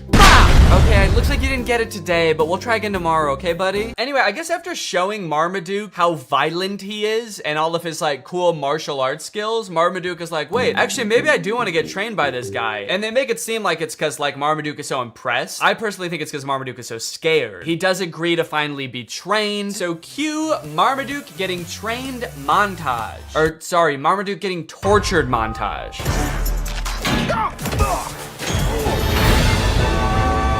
Yeah, that's right. Before Marmaduke agreed to get trained, Guy just beat the shit out of Marmaduke. But now that Marmaduke has agreed to be trained, he is still getting beat up, but just in new and fancy ways. This movie is essentially about a dog who loves to eat and suffers greatly for it. You know what is one thing that's unclear about this movie? Can Marmaduke talk? Earlier in the movie, Marmaduke was trying to talk to the people and all they could hear was barking sounds. I think you're being too hard on poor. But then Marmaduke and Guy seem to have full conversations. So who is speaking the other one's language? Is Marmaduke speaking English? Or is the trainer barking at Marmaduke? Like if you were to walk by the park where Guy is training Marmaduke, is Guy just going like, arr, arr, arr? This movie is completely uninterested in answering this question. After Marmaduke has been thoroughly beaten and humiliated by Guy for a week or two, it is time for Marmaduke to enter his first dog show. This is where we meet Marmaduke's main competition and basically the villain of the movie, this beautiful dog Zeus. This part is very disturbing.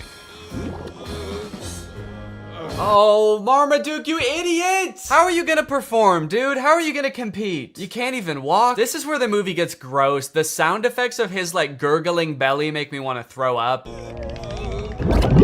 Then he somehow becomes skinny by farting once. I guess he farts out all the food in one foul fart. And when I say foul fart, that shit does look foul. When he did that, I was like, wait, holy shit, he can do that? Marmaduke has the ability to fart out food that he just ate, like all of it. But then it's even more confusing because he gets onto the floor at the dog show and all of a sudden like plumps back up again and starts farting some more. And it's like, so where did the food go? Did the gas enter him again and become food again? Was he actually just sucking in? What is happening? Did he fart the food out or not?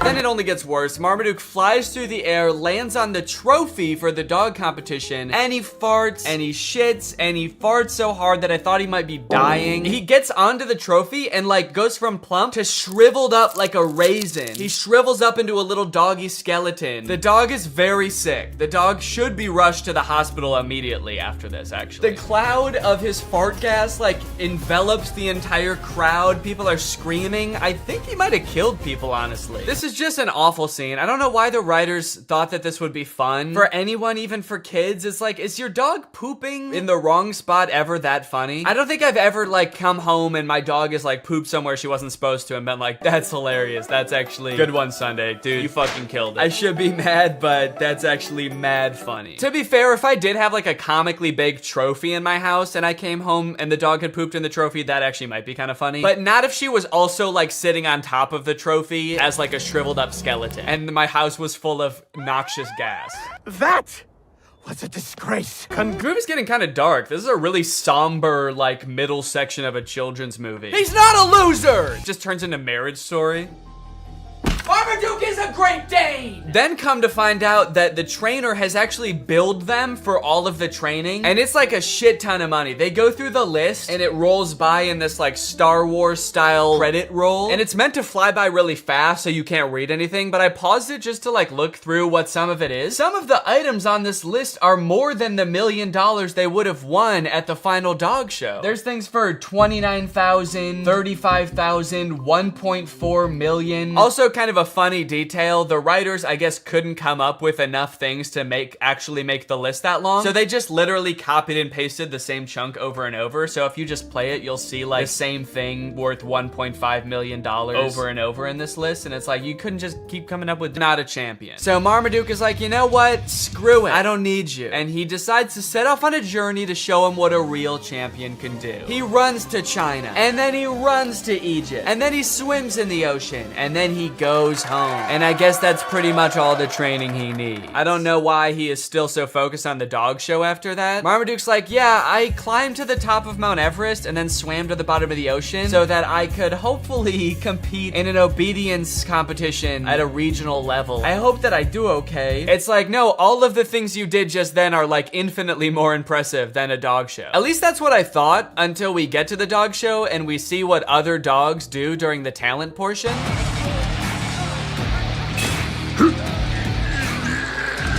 Okay, Zeus actually hypnotizes the crowd. That's actually pretty impressive. Yet another use of magic. I like that they're really doubling down on that in the third act of this movie. Also, I'm getting a lot of parallels from the Disney Channel original movie Zapped in this movie. Although I don't think anyone beat the shit out of a dog in that movie. Also, hang on a second. If hypnosis exists in this universe and it is like a thing that can be done effectively, why the hell did the trainer need to beat the fuck out of Marmaduke? If in this world it's possible to mentally make a dog do whatever you want, what sick thrill did Guy get out of assaulting Marmaduke? It's almost like that wasn't even training, and he just, like, what if he did hypnotize him and then he was like, and now the rest of this is just for me. Anyway, it's time for Marmaduke's portion of the talent show. Now, everything else up until this point is so insane that, like, what's up, Greg? Lately, I've been seeing a lot of discourse around alpha male podcasts on YouTube. I've seen a lot of really good commentary videos talking about these insanely misogynistic podcasts where the hosts, under the ruse of giving dating advice for men, will basically just insult women for an hour straight. Guys, here at the Fit Wolf podcast, we know that the dating game is tough these days, you know? Men don't know what women want and are finding it harder and harder to find a good girl to settle down with. So tip number one to finding a good girl is invent a time machine. Invent a time machine and go back to the 1750s, because that's the only way you're gonna find a decent woman. Because every woman nowadays is a thought.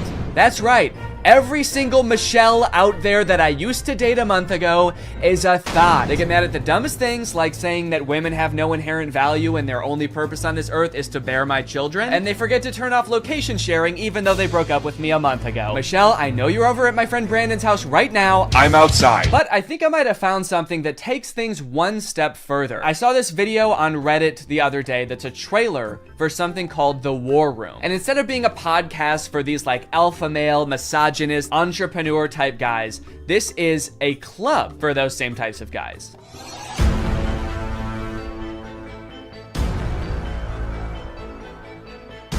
After I joined the War Room, that was the year I made $100,000. On the surface, this kind of just seems like a trailer for a club where you get to hang out with a bunch of bald guys and smoke cigars and talk about business and making money. 1 year ago, I did not even have a business. I didn't make money. Now I make 5 figures every month. I didn't have a business. I didn't make money. I didn't even want to start a business before I was forced to join the War Room at gunpoint a year ago. But now, I have a business where I'm selling fitness products to all of my friends. And if I get them to sign up too, and their friends to sign up too, and their friends to sign up too, and sunglasses, and know shit about bugs, and B35. I know I talk about this in like every Disney Channel original movie video that I make, but this guy literally looks like he's 30. Maybe he was held back for being too cool, or not not being stinky enough. That seems to be a requirement at the school. He went on stage to accept his diploma and they shook his hand and they were like, wait a minute, why isn't your hand sticky? Actually, there's no flies flying around you. Get out of here, dude. Back to fresh. I don't know, man. This just comes off as creepy to me. I guess this is supposed to be romantic, but it's not really romantic to me. Just scary. I can see inside you. Another one of the plot lines in this movie is that Zoe wants to join the dance team, but the girl who runs the dance team is like the popular mean girl. She doesn't want Zoe on the dance team because she's too good at dancing and it's gonna make her look bad or something. something. Anyway, by now you're probably wondering, when the frick does this app thing happen, right? When the frick does Zoe discover that the dog training app works on boys? Well, at first, it doesn't. Zoe's just trying to train the family dog because it's all just like the rest of the boys in the house. It's stinky. Gross. And it like destroys her room and shit. Breaks this thing that her dad gave to her. She downloads this app called, from here on out, that app is now able to control boys. Any man or boy this app can control against their will. Sit. And at first, while watching this movie, I didn't even think it was that weird. I didn't even give it a second thought. I was just like, okay, yeah, so something magical happened and now it can control boys. That makes sense. But like, what? What happened to the phone? I don't understand how solar panels and satellite dish changes the app from dog-based to man-based. Like, you'd think at the very least something having to do with like men would happen to the phone. Like the phone lands in like a bucket of buffalo wings or like flies through a football field. I'm just curious to know if that fucked up other apps on the phone or if it's just the dog training app. Now, whenever a boy likes one of my tweets, he goes into a coma for 3 years. And don't even get me started on the weather app, because every time I check that, boys start falling from the sky. Anyway, let's just say now that she's got the ability to control boys, she has a little bit of fun. Boys are acting weird. Dude, he farted twice in midair in such rapid succession. They added in 2 fart sound effects. Kind of impressive. I'm trying to imagine how she's gonna use the app to get herself out of this one. Stop farting. Take it back. Take the fart back. Suck it back up into your ass. Oh, how am I doing this? But no, she just uses the app to utterly humiliate him in front of his friends. That's funny. Girls are catty. What the fuck does that mean? Boys are dog-like?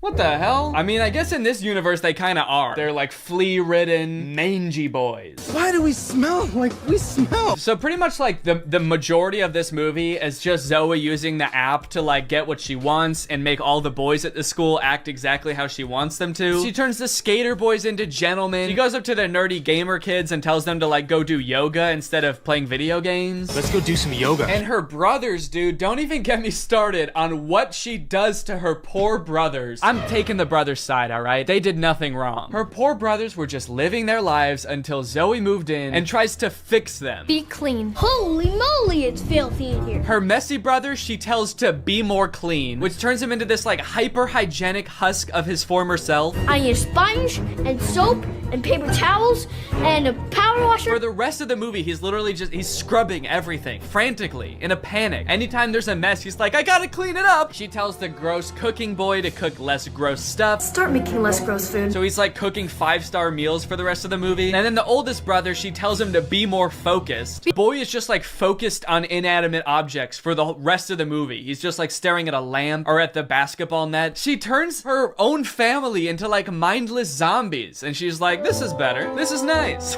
It's creepy, dude. It's eerie, this movie. In all honesty, dude, this show walked so that WandaVision could run. This is basically WandaVision. In fact, since they're both owned by Disney, I wouldn't be surprised if this was in the same universe. This is like a prequel to WandaVision. This is where she gets the idea. It's kind of funny how low the stakes are considering the power that she holds. She could like take over Wall Street. She could get rich. She could make anybody do what she wants. Any man. She could fix every war. Create world peace. In fact, I think her friend says that at one point in the movie. She's like, we could end every war with this. And Zoe's just like, yeah, we could, but I simply will not. I think it's more important that my brother stares at a lamp for the rest of his life. That's kind of the shit I'm on. Rules to this movie, the lore does not make sense. I guess that's just how Disney Channel movies go. In the end, everyone sort of learns that like, hey, girls have things that girls do that are weird to boys, and boys do things that are weird to girls. And that's just how we need to leave it. Which in some sense I would agree with. Not in this movie, though. The boys are disgusting in this movie. They need to change something about themselves. I think that there could be some middle ground between her mind controlling them and them just being utterly repulsive. Anyway, the moral of the story is like Zoe realizes that she is not God and should not have unilateral control over everyone's lives, and they all live happily ever after. Well, guys, we may never be able to control boys using our smartphones, but you know what we can control? Our money. Thanks to today's sponsor, Current. Do a flip. Do a backflip. Sit.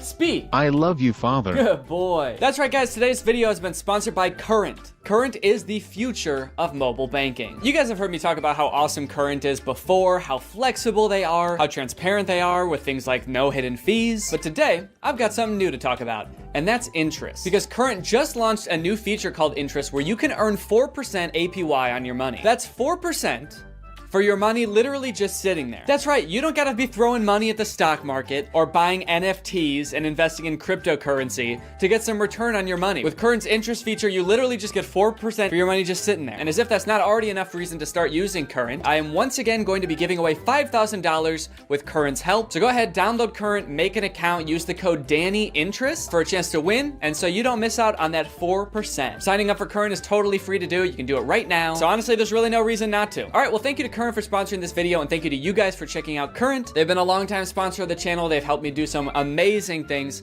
so make sure you check them out. And goodbye. Bye. All right, guys, I'll admit I am very late to this topic, potentially even like a month late, depending on when this video comes out. But in my defense, I'm a dad now, all right? I have a baby. He's 5 months old. I have better things to do than sitting here talking to a camera alone in my room. Like watching Jason Nash live stream on TikTok. All right, Sandra, thank you for the money. Kevin, thank you for the money. Can you guys send me $1 million?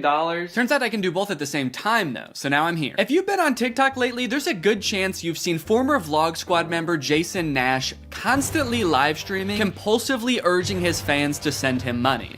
I know I have. A lot. This man is constantly live. Here we go, 118. Guys, don't forget to follow my podcast, All Good Things Podcast. We just spoke about it. We need... If you enjoyed that 30 seconds of silence, guys, make sure to go check out my podcast. You're gonna love that. It's completely silent for an hour. Like me, a lot of people were pretty confused to see this. At one time, Jason Nash was a part of the most popular group on YouTube, and now he's battling the Joker for gifts on TikTok. What a way to start the day with Tommy Two Coats. Tommy, thank you so much for being here. If you've never seen one of these TikTok gifts battles before, basically there's two creators, and you send gifts to the respective creator that you're watching. This bar at the top indicates who has the most gifts, and when time runs out, whoever has the most gifts wins. Their prize? All of the gifts that they got during the battle. And then the second place person also wins all the gifts that they got during that battle. So needless to say, there's a lot at stake. This is a live stream where Jason is actually battling his wife, Naveen. Why don't you come down in the room?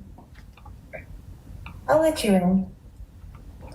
You can come back in the house now. Yeah, come back in the house, man. You look like Batman standing over the city. Now, hang on. If they're married, aren't the gifts just going to both of them? What kind of charade is this? Now, at first, I kind of assumed that most of the people watching these live streams were children. And I was like, ooh, that is super weird, just like asking children for money. You're basically just asking them to steal their parents' credit cards. In a way, I sort of thought of Jason Nash as like a babysitter, but he's also babysitting 1,000 other kids.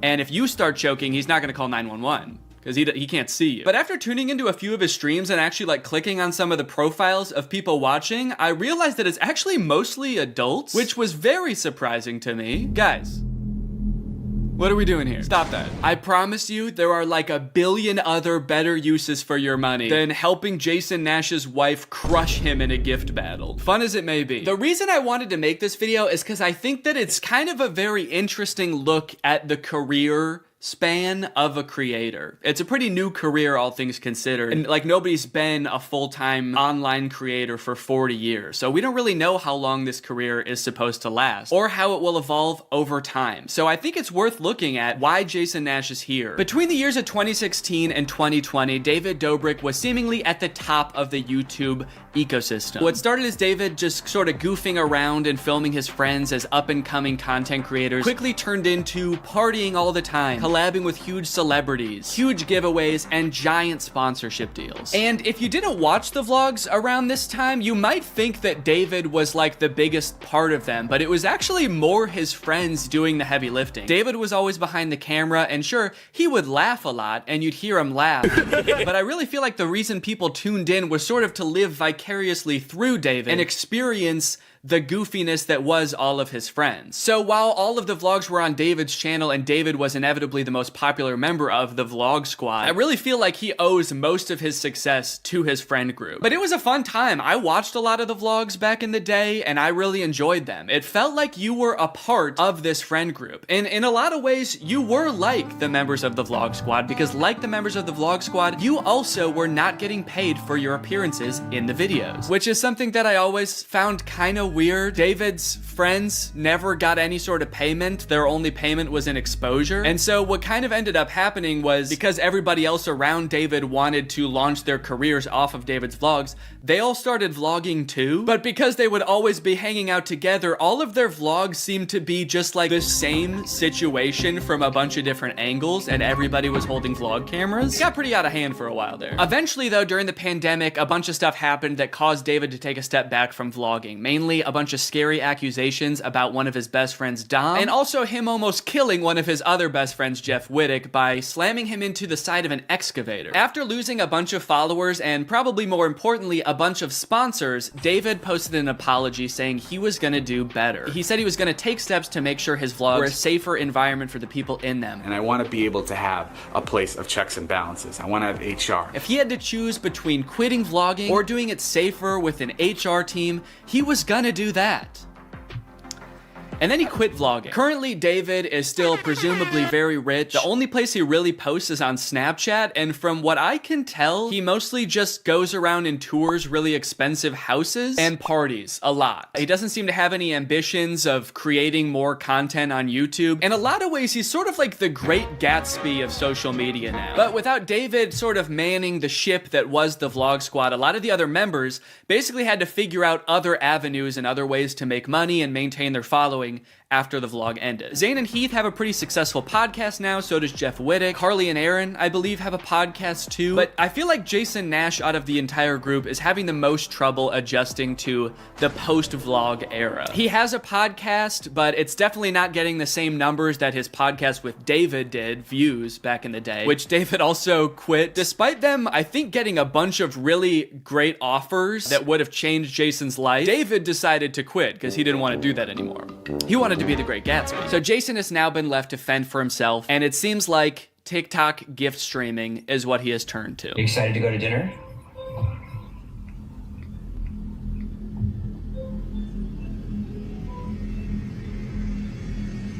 Man, this is content, baby. This is crazy. I didn't know all you had to do is just sit there and stare at your camera and people will just send you money. Why did I write this whole video? So a lot of the response has obviously been kind of cringing at this feeling that what he's doing now is very shady. And I mean, he's not really harming anybody, I guess. It does seem like it's mostly adults sending him money. Obviously, there's always going to be kids online stealing their parents' credit cards, so that's not great. I do get kind of a shady vibe from it just because there literally is no content for you to consume except to send him money. Like, the whole point of this stream is to see how much money Jason can make without having to do anything. That's like the point of the stream. Melanie, thank you. Let's go. And you could argue that Twitch streaming has donations and, you know, a bunch of other live streaming does too. But I would argue that there's at least some content behind that. Someone's playing a video game or they're doing a podcast live and the donations are just a little bit extra on top. It's not the content itself. I've also seen a lot of people wondering, like, wait, isn't David super generous? During his vlogs, he was always giving away cars. He was paying for people's weddings, just like handing out PlayStations to people on the street. Surely he could just help Jason if he's struggling financially, right? Wrong. From some of Jason's podcast clips, it seems that that is definitely not the case. But before we get to that, I've got to make some money of my own. Alright guys, let's get those gifts in. James, thank you for the llama. Carol, thank you for the sombrero. Brian sent a Arab? Oh.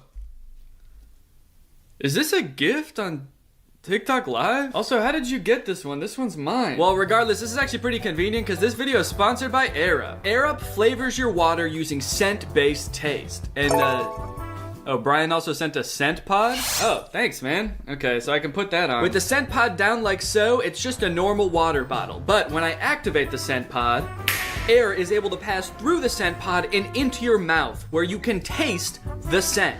Send me money. I like to bust out my air up while I'm getting work done. It gives my water a little bit more which is what I need when I'm trying to focus. This one right here is lime, and it is excellent. Someone said, come to Brazil. I'm busy. Air up is a unique hydrating experience. You can't get this anywhere else, buddy. No chemicals, no sweeteners added to the water, just plain old water into my plain old mouth. The scent pods come in a variety of flavors. I really like the lime and the peach. My editor, Jake, is really fond of cherry. So no matter what kind of flavors you like, there's there's bound to be a couple for you. You want to spice up your hydration experience, click the link in the description, get yourself an Air Up, get yourself some scent pods, put your mouth on the nozzle, and suck away. You look really tired today. That is mean. Thank you to Air Up for sponsoring this video, and thank you to you guys for checking out Air Up. Now back to the video. About a month ago, when Jason was in the thick of his live streaming every day, he posted this podcast where he and a bunch of David's mutual friends talk about how different life is now that David's not vlogging anymore. But the thing is, like, David's in this, like, moment in his life. Yeah, where he can do anything. Where he just parties. Oh no, Jason, the look on your face, man. Jason's like, don't look bitter, don't look bitter, don't look bitter. Where he can do anything. Perfect. He can do whatever the fuck he wants now. He calls me to play pool. And I'm like, I gotta go live, and I don't expect him to understand that. You don't expect him to understand that you have to work to make money? You know he did that too, right? I wouldn't expect him to understand that, man. He hasn't had to work in, gosh, what is it, 2 years now? I hate to say it, Jason, I think he gets it. I just don't think he cares. Like, I'll say things like, I'm losing my house, and he'll be like, oh, but just come play pool. I just don't think he cares. Dude, Jason, haven't you learned anything from being friends with a popular YouTuber? You just told him you might lose your house, and he invites you over. You think he really wants to play pool, dude? He's probably gonna Mr. Beast you. He's probably inviting you over so he can, like, surprise you with a new house. He might make you do Squid Games for it, but you have a chance to win a new house. Maybe he'll give you a new car. Or, you know, surprise you with his new car like he did that one time. My surprise to you is that I'm buying myself a car. I know, right? That was cool. I will say it is interesting that David seemingly stopped doing the extravagant giveaways once he stopped doing the vlog. I wonder what the correlation there is. That's kind of weird. There was a great TikTok that he sent, which was like some guy. It's just the guy that has like a lot of money and can do anything all day. He's like, oh, Diplo's having a party tonight, and like and it's literally like things that David has said. David sent Jason a TikTok of a rich, out of touch guy being like, oh my god, dude, this is so me. Dude, look at this TikTok. This is so me. That moment when you're rich and you're partying with Diplo and you're talking about how much you hate Jason Nash and how poor Jason Nash is. Guys, comment below if you found this relatable. But if you think about it, though, from 18 to like what, 23, 24. Oh, he was hitting it. He never drank. I don't think he ever drank. Even when we would visit him, we'd be up till like midnight, just like watching the edits, just like. Wow, he worked hard for 5 years? Let the man party, dude. Please do not burden David's poor, gentle soul with your financial woes. Just let the man play pool and play with him, for God's sake. I mean, look, I don't doubt that he worked hard. The dude posted 3 vlogs a week. I'm sure it was a lot of hard work, but you know who also worked hard? Everybody in his vlogs. I mean, that dude just said it himself. They all stayed up with him until midnight watching the edits to make sure they were good. This was a group endeavor. And I know what people say. They say like, well, David gave them the opportunities, you know? He didn't have to make them famous. Yeah, he kind of did. That was like the whole point of his vlogs, was his friends. David wasn't just making them famous because he was a good, generous guy. He was doing it because that's what was working. They made him famous as much as he made them famous. Now it's like the complete opposite. Everyone's like working, and here's him just like, hey, what are you doing tonight? And it's like a Tuesday night. Everyone's working.